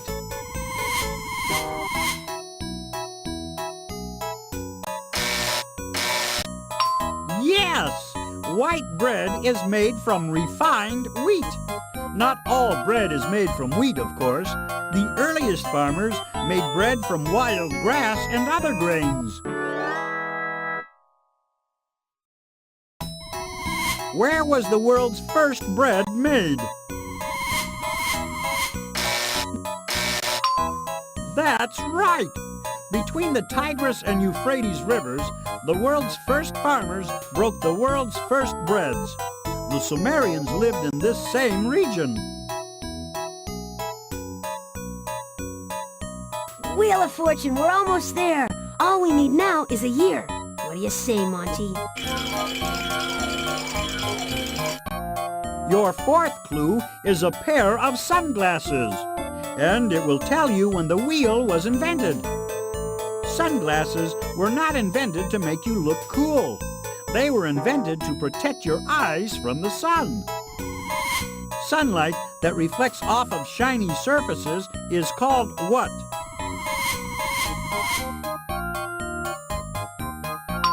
That's it! When sunlight reflects off of the hood of a car, it creates an annoying glare that makes it hard to see. The glare of the sun is caused by the reflection of the sun. What else reflects the sun's light? Very good! The moon doesn't shine on its own. Moonshine is reflected sunshine. Around 5,000 years ago, the Sumerians measured the phases of the moon and created one of the first calendars. What year was this calendar created? That's right! The Sumerians came up with the calendar around 3000 BC, the same time they made the first wheel. All right, we did it. We have all the info we need to stop Roland Roadbot from rolling back history. Before we take this trip back in time, can I just tell you how amazing I think you are? That said, grab the time key and let's move out. Welcome back to the Wheel of Invention. As our current champion, it's your turn to spin the wheel. Just click the on button.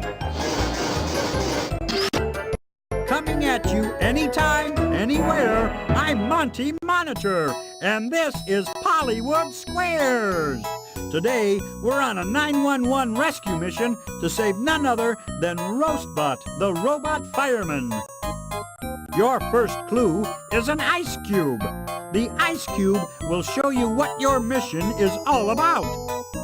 Ever wonder why an ice cube cracks when you put it in your drink? It's because the air inside it starts expanding. Ice cubes are small blocks of ice. Ice was the world's first form of what?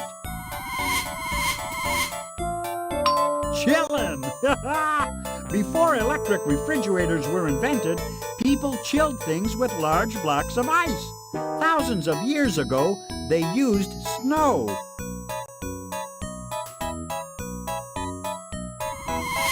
Which of the following needs refrigeration to stay fresh?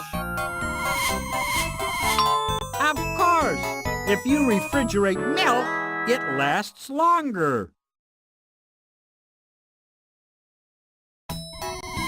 Before milk gets to the store, it's sterilized to make it safer to drink. What's killed in the process of sterilization? That's right! Bacteria and viruses are tiny creatures called germs. Germs are the subject of this mission. Bummer. We have to go back in time to when germs were discovered. We better wash our hands once we get back. Your second clue is a milk bottle.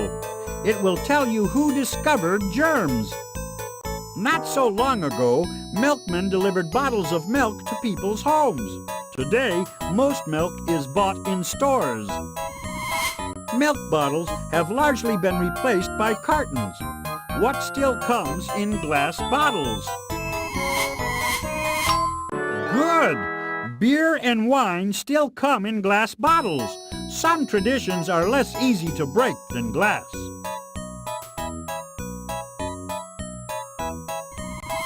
Which process puts alcohol into beer?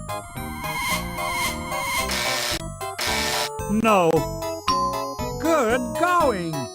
Fermentation happens when yeast turns sugar into alcohol.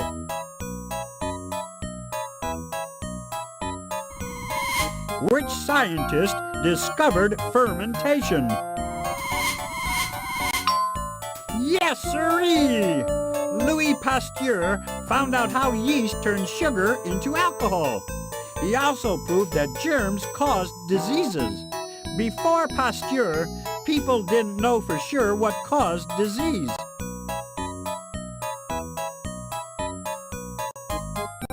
Imagine devoting your life to exploring a world that's invisible to the naked eye. Keep going. I want to find out more about this Louis Pasteur character.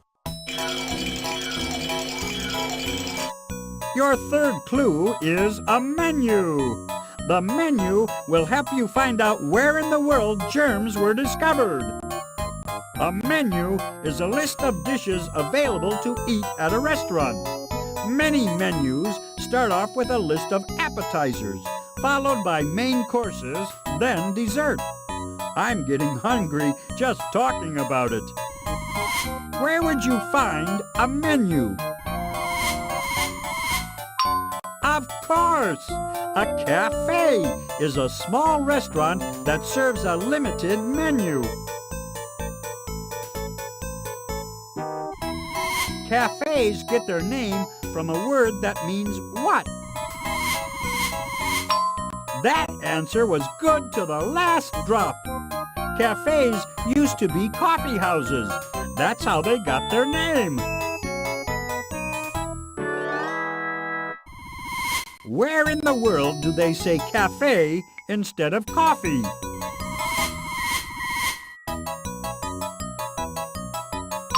That's right! The French word for coffee is café. It was in France where Pasteur discovered germs. Merci, Monsieur Monitor. We've got one clue to go. Hang in there, you're doing great. Your fourth clue is a worm. The worm will tell you when in history your mission takes place. 200 years ago, doctors used worms to cure the sick.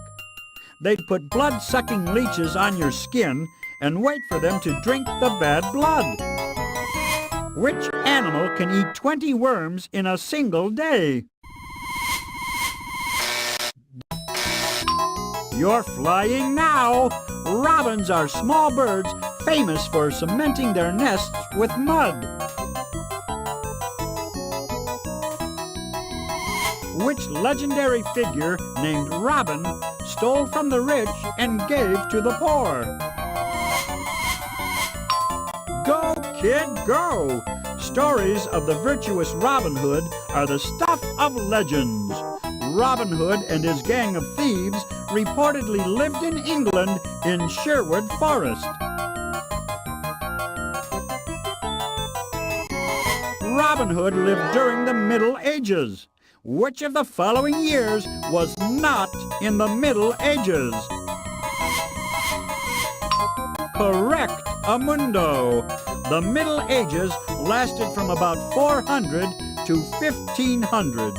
Long after the Middle Ages in 1865, Pasteur discovered that germs caused disease.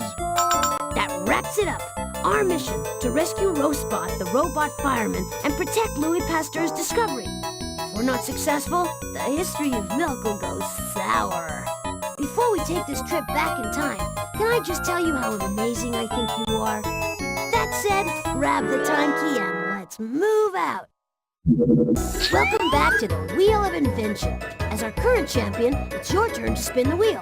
Just click the on button. You're clued in to the only game show that can literally throw you back in time. I'm your host, Monty Monitor, and this is Pollywood Squares. Your first clue is a slingshot, and it will tell you what this mission is all about. A slingshot is a forked stick with an elastic strap used for hurling stones. It's a smaller version of an ancient weapon called a sling. Ancient warriors used the sling to launch the world's first missiles. Which of the following ancient weapons is most like a slingshot? Bullseye! The bow and arrow is like a slingshot that shoots pointy sticks. In ancient times, it was used in warfare and for hunting.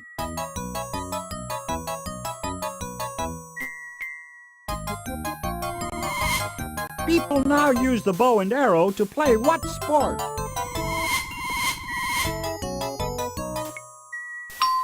Bullseye! Archery is the name of the sport using bows and arrows. Like many games, archery has its origins in combat.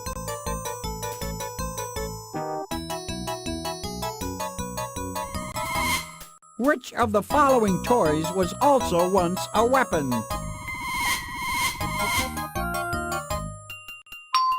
Terrific! Boomerangs were invented for hunting animals. Your accurate aim has helped you find what your mission is all about.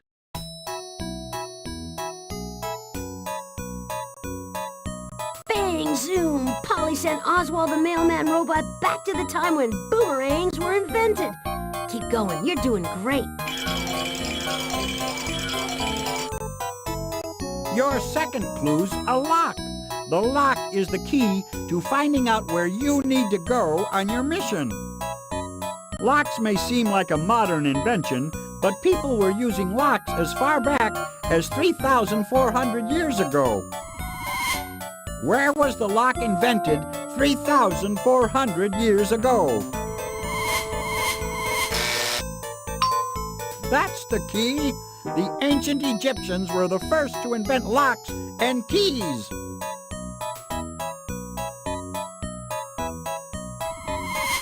Egypt is located on which continent? Survey says yes! Egypt is in Africa, and Africa is the second largest continent next to Asia.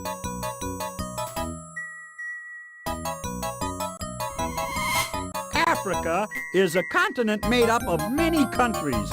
Which continent has only one country on it? Hi, mate, you did it!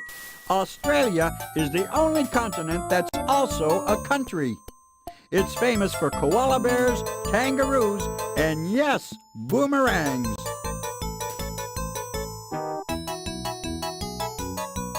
Okay, so boomerangs were invented in Australia. That means we're 2 clues away from getting Oswald back. Your third clue is a bird's nest. The bird's nest will lead you to the people who invented the boomerang. Birds build nests to keep their eggs safe and warm. Which bird builds a big nest since it lays the world's largest egg?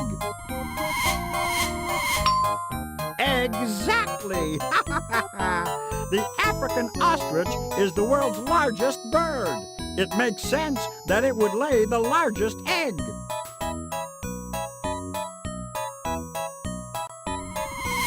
The African ostrich is too big to fly. Which other bird can't fly either? No! That's right! Emus are enormous flightless birds, so big in fact that some people ride them like horses.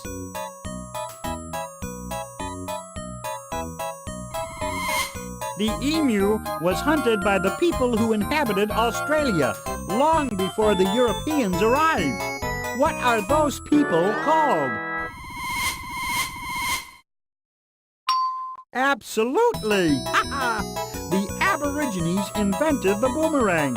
Some Aborigines maintain their ancient way of life.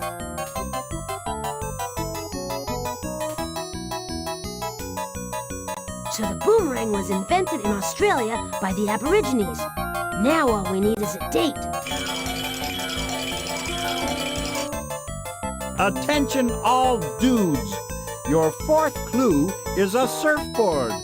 Ride the wave to when in history your mission will take you. You may think the surfboard is a modern invention, but it's not. An explorer named Captain James Cook sailed to the Pacific Ocean 200 years ago, and boy, was he shocked to find people riding the waves on surfboards. Captain James Cook was a European explorer who sailed to the Pacific Ocean from which country?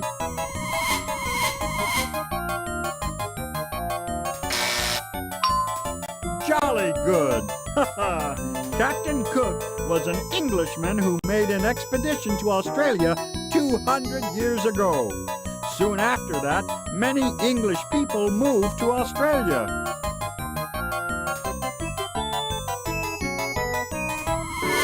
England didn't send just anybody to Australia. Which English people originally came to Australia? Pardon me. Strange but true. The original English settlers of Australia were convicts who were forced to leave Europe.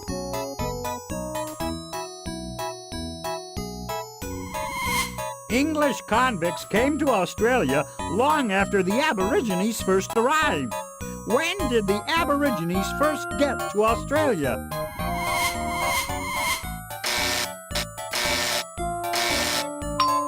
Great!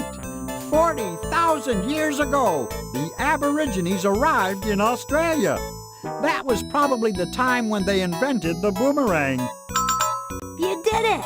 Aborigines invented the boomerang in Australia 40,000 years ago. That's a long way to go to find Oswald. But as they say in the post office, neither snow nor sleet nor Polly will keep us from our appointed rounds. Applause! Applause! Hey, you're doing great. Start the wheel a-spinning by clicking the on button. Okay, kids, it's Pollywood Squares with your host, Monty Monitor. Pull up a chair, answer a few questions, and you'll win the chance to rescue poor Verna Ventbot before she sells all her candy and leaves nothing for anyone else. Your first clue is a hammer. The hammer will tell you what your mission is all about. Pounder, beetle, mallet, and maul. They're all names for a hammer, one of the oldest tools ever invented.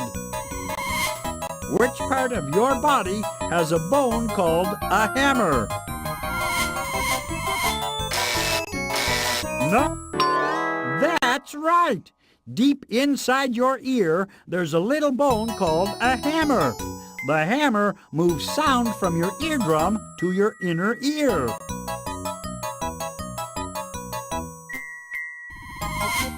Besides hearing, what else does the ear control?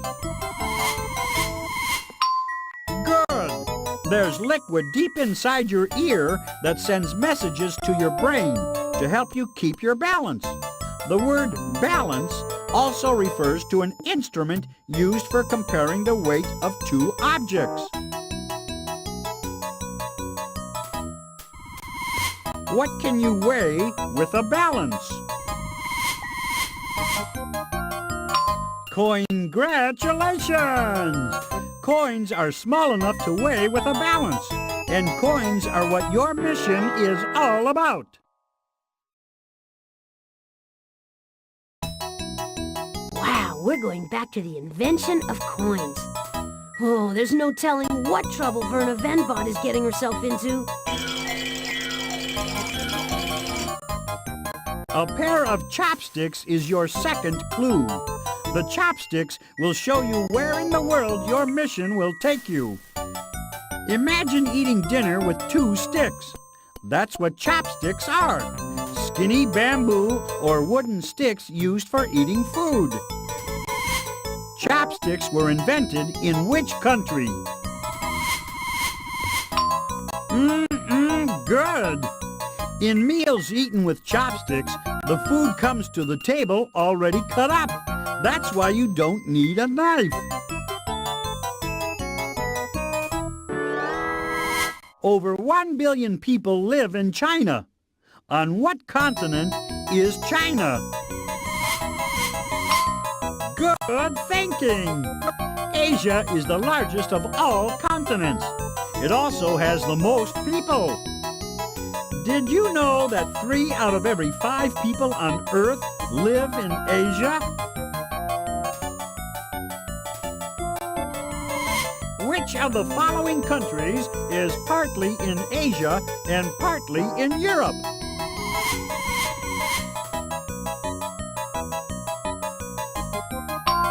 That's right! Turkey is a country in the Middle East. Turkey is where coins were invented. Hey, we're halfway there. Keep going, you're doing great. Your third clue is a scale. The scale will tell you who invented coins. This scale is called a balance. All you do is put objects into each pan and compare their weights. This type of scale was once used to weigh coins and other small objects. A symbol is something that stands for an idea. The scale is a symbol of what idea? Way to go! Justice is fairness. If you are just, you'll make fair decisions. The scales of justice symbolize the fairness of the laws. If the law treats everyone equally, the scales will be balanced. Who came to America in search of justice and freedom? Good for you! The Pilgrims came to America in 1620 in search of religious freedom. They wanted to live in a place where they could lead a just life and be treated fairly.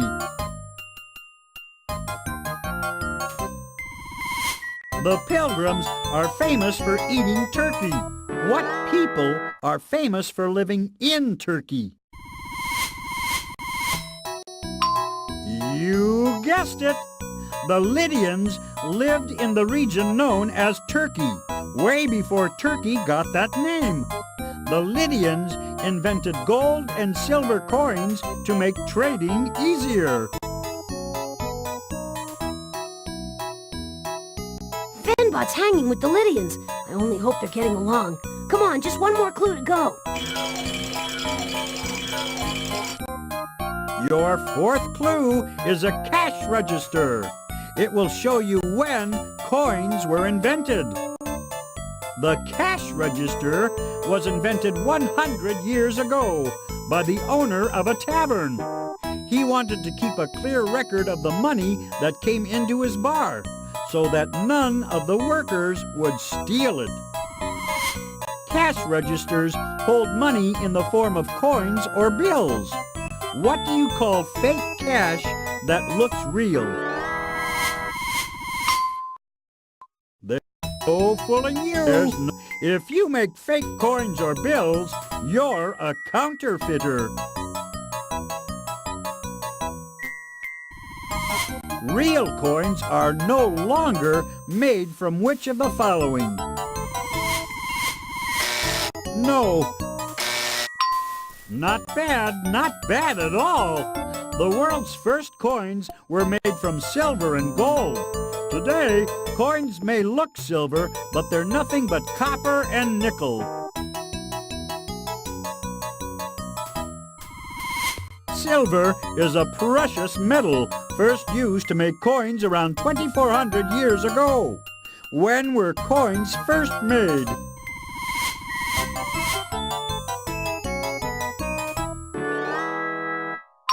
Very good. The Lydians made coins in 600 B.C. Soon, the Egyptians started making coins. Buying and selling was changed forevermore. All this talk about metals is making me hungry. Let's find Venbot and get some candy. I love a chocolate bar with nuts and bolts. Welcome back to the Wheel of Invention. As our current champion, it's your turn to spin the wheel. Just click the on button. Don't touch that mouse. You're tuned to the most happening game show on Earth. It's Pollywood Squares with me, your happening host, Monty Monitor. Today's grand prize, the safe return of Hank, the robot repairman. Your first clue is a fingerprint. Use it to identify what you'll be investigating on your mission. No two fingerprints are alike. That's why 100 years ago, police in England became the first to use fingerprints for catching crooks. Fingerprints are the ridges on our fingertips. Why do we have fingerprints in the first place? Yes! The ridges on our fingers make it easier to pick up objects. If our fingers were perfectly smooth, everything would slip right out of them. Many four-legged animals grasp objects with their two front limbs. What don't humans do with their two front limbs? Right! People's front limbs are their arms, and people are the only animals that don't use their front limbs for walking. Even our closest relatives, the apes and chimpanzees, use their arms for walking. When humans first started to walk with their legs only, their hands became free to make things.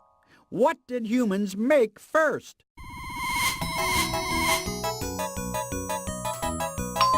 You are correct.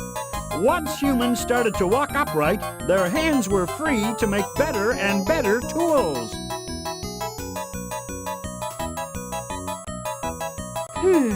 So it seems Polly sent Hank, the robot repairman, back to the time in history when tools were first invented. Keep going, you're doing great. Your second clue is a bus. Next stop, the place where your mission will take you. On your left, ladies and gentlemen, you can see a bus. One of the world's very first buses was a sightseeing bus that drove tourists around the interesting sights of New York City. Who became famous for refusing to give up her seat on a bus? Yes, haha! Rosa Parks was riding on a bus in Montgomery, Alabama, when a white man told her to get out of her seat. He thought he had a right to Rosa's seat just because she was black. When Rosa refused to budge, she became a hero.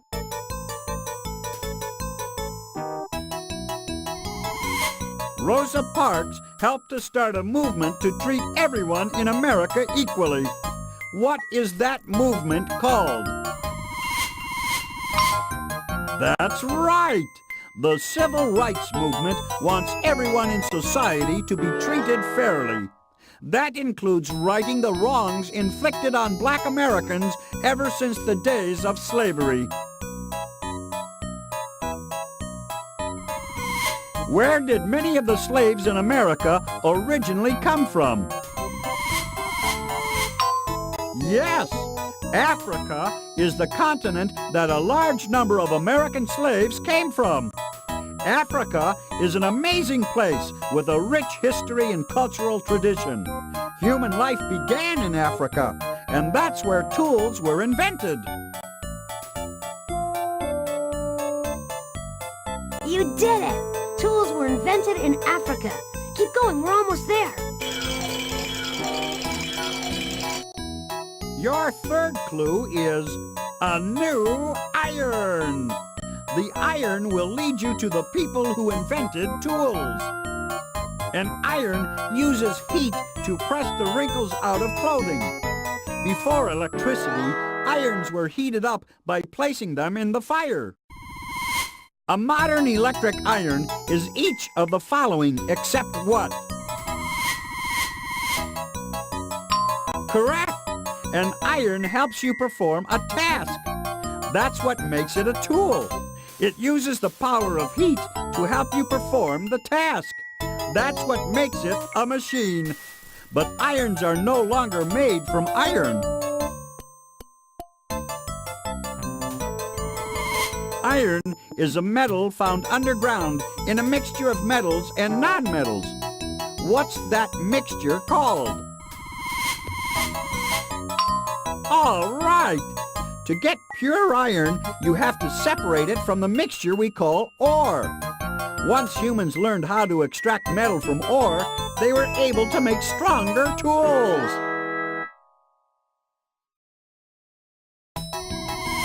Which of the following early humans did not know how to extract metals from ore? Rock and roll! During the Stone Age, humans had not yet learned how to extract metals from ore. Stone Age humans made the world's first tools, but they could only make them from stone. Okay, so Stone Age humans made the first tools in Africa. All we have to do now is find out when tools were invented.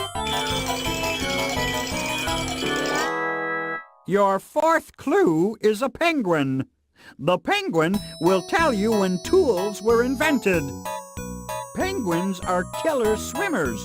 Like porpoises, penguins can leap in and out of water when they swim. What kind of animal is a penguin? Nice job! Penguins can't fly, but they swim better than any other bird on Earth. Birds are the only animals in the world with feathers and forelimbs used for flying. Birds evolved from what animal? Dynamite! Ha ha! Birds aren't related to the famous flying dinosaurs named pterosaurs, but they did evolve from dinosaurs, believe it or not. When would you be guaranteed not to get stepped on by a dinosaur? T-Rexcellent! 2.5 million years ago, dinosaurs were long gone from Earth. But there were humans, and they were using tools. We did it! We did it! We now know that Stone Age humans invented tools in Africa 2.5 million years ago. Hanky boy, we're coming to fix up this mess. Applause! Applause! Hey, you're doing great. Start the wheel a-spinning by clicking the on button. Welcome to Pollywood Squares with Monty Monitor. Answer all the questions and you, yes you, can save the world. Rescue BongoBot, the 6-armed robot drummer, and he'll give you a handshake you'll never forget. Your first clue is a windmill. The windmill will show you the subject of your mission.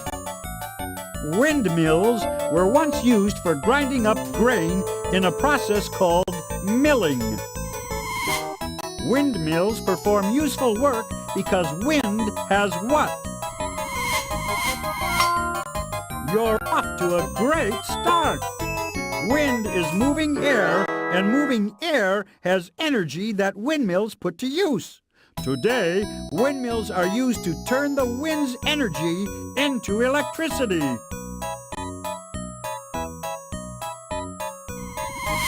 What creates beautiful sound with the energy of the wind? Music to my ears.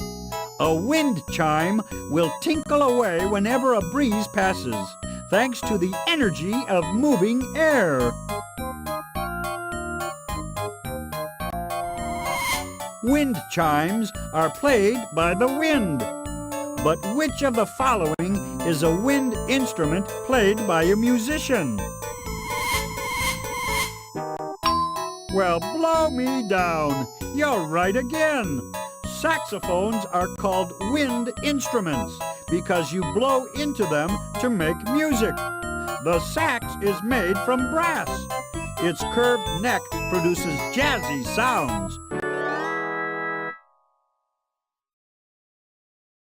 So we're on our way to the invention of the saxophone. I'm jazzed. Your second clue is a birthday cake. Make a wish and you'll discover the year when saxophones were created. You should cut your next birthday cake into 9 million slices. That's because you share your birthday with 9 million people. Before a birthday cake is sliced, everybody sings the words to the famous birthday song. What do you call the words to a song? Go tell it on the mountain. Ha ha!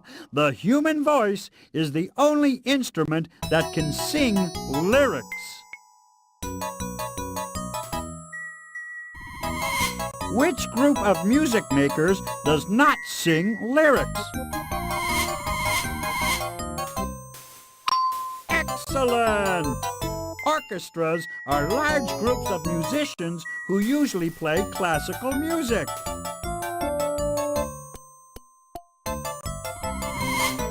The orchestra, as we know it, was born around 1600, 2.5 centuries before the saxophone was invented. When was the saxophone invented? Try adding next time. Impressive! The saxophone was first invented for military bands. Soon, all kinds of bands and orchestras were playing the sax. You've discovered the year of your mission, 1846. That means Polly sent Bongo Bot 150 years into the past. Keep going. We gotta find out where she sent him. The third clue is a bone. The bone will show you where in the world you have to go. The oldest musical instruments ever found were the bones of a woolly mammoth. 35,000 years ago, people made music by banging the bones together. The prehistoric woolly mammoth bones are most similar to which modern instrument? You're no bonehead! Whether you're hitting bones together or banging on a drum, you're playing a percussion instrument. A percussion instrument is an instrument that makes a noise when it's beaten or shaken.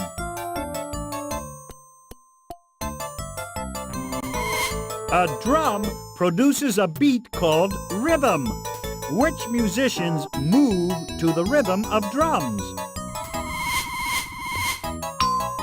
You're in step. And keeping in step is important for marching bands. Marching bands use drums not only to keep time musically, but to help them march. The saxophone was invented for a military marching band in a European country. Which country was that? Vive la France! France is a European country famous for fashion, art, fine food, and saxophones. Oh no! Bungobot hates frogs' legs. Keep going. We have to get to France and save him from that froggy fate. Your fourth clue is a seashell. Put it up to your ear and listen for the person who invented the saxophone. When you put an empty shell up to your ear, you don't hear the sea. You actually hear the sound of blood rushing to your ear. Some seashells make excellent trumpets. By blowing into a seashell, a musician produces what? That sounds right. When you blow into a shell, the air inside vibrates, and that produces musical notes.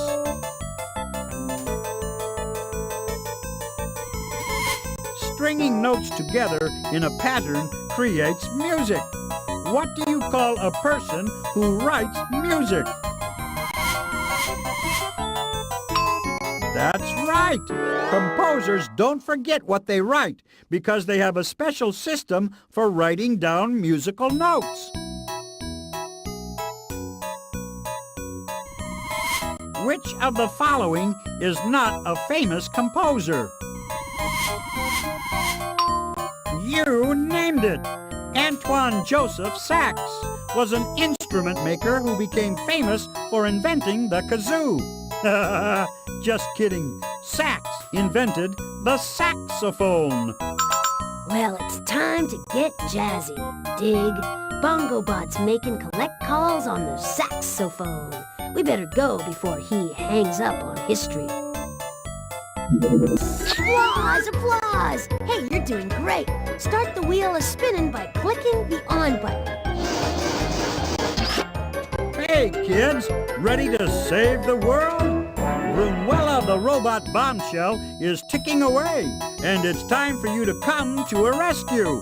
As always, I'm your host, Monty Monitor, and this is Pollywood Squares. Your first clue is a diaper. It will tell you what your mission is all about. Did you know that some plastic diapers have a longer life than the babies who wear them? Diapers pollute the environment. What helps protect the environment? Good work!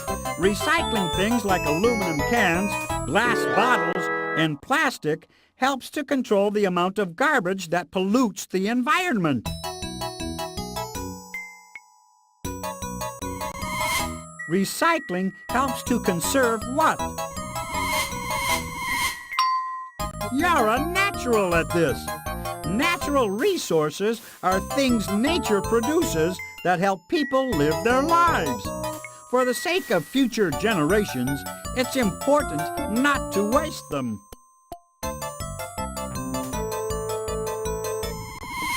Which of the following uses up a natural resource?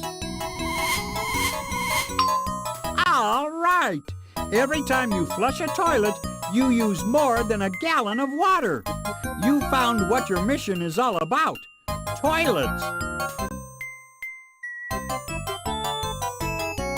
Brunuela was sent back to the invention of the toilet? This could get interesting. Your second clue is a penny. The penny will tell you when in history the toilet was invented. Start saving your pennies. It only takes 100 million pennies to become a millionaire. Which president is on the U.S. penny? That's right! Abe Lincoln led America through the difficult years of the Civil War. Many people consider him to be the best president America ever had.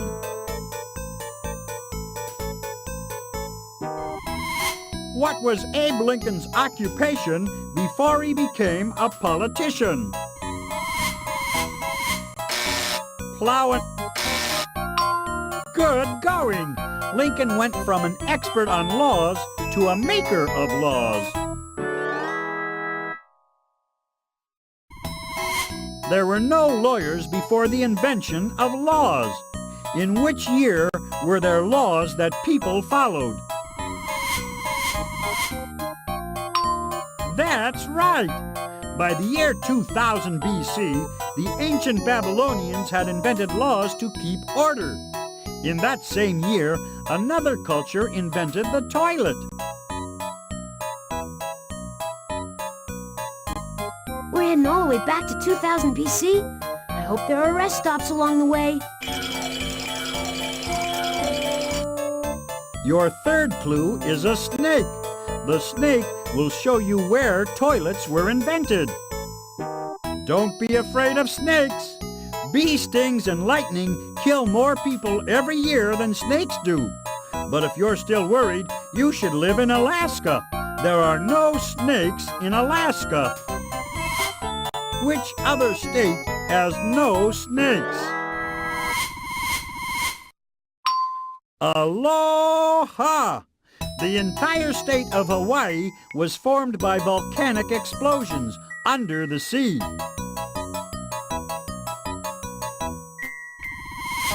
Hawaii is a group of what? Of course, an island is a body of land, smaller than a continent, but completely surrounded by water. Which of the following is also an island? Good guess! Crete is an island in the Mediterranean Sea. It was the island home of the Minoan civilization. All right, one more clue to go and we're out of here. Your fourth clue is a seagull. The seagull will show you where your mission will take place. The seagull is a hungry bird. If you ate as much as a seagull eats, you'd have to consume 285 pounds of meat every day. That's a lot to swallow. Which of the following do seagulls not eat? That's right! Seaweeds are plants that live in the sea. Some seaweeds can grow hundreds of feet long. They grow on rocks and on the seabed. Seaweed is commonly eaten by which people?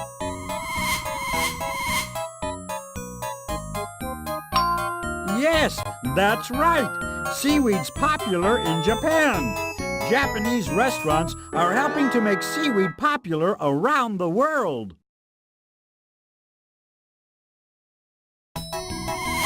Japanese people live on the islands known as Japan. Who lived on the island known as Crete? That's right! The Minoans lived on the island of Crete 4,000 years ago. They developed an advanced civilization with palaces, writing, and even toilets. Off we go. It's time to stop Brunuela from flushing the history of the toilet, down the toilet.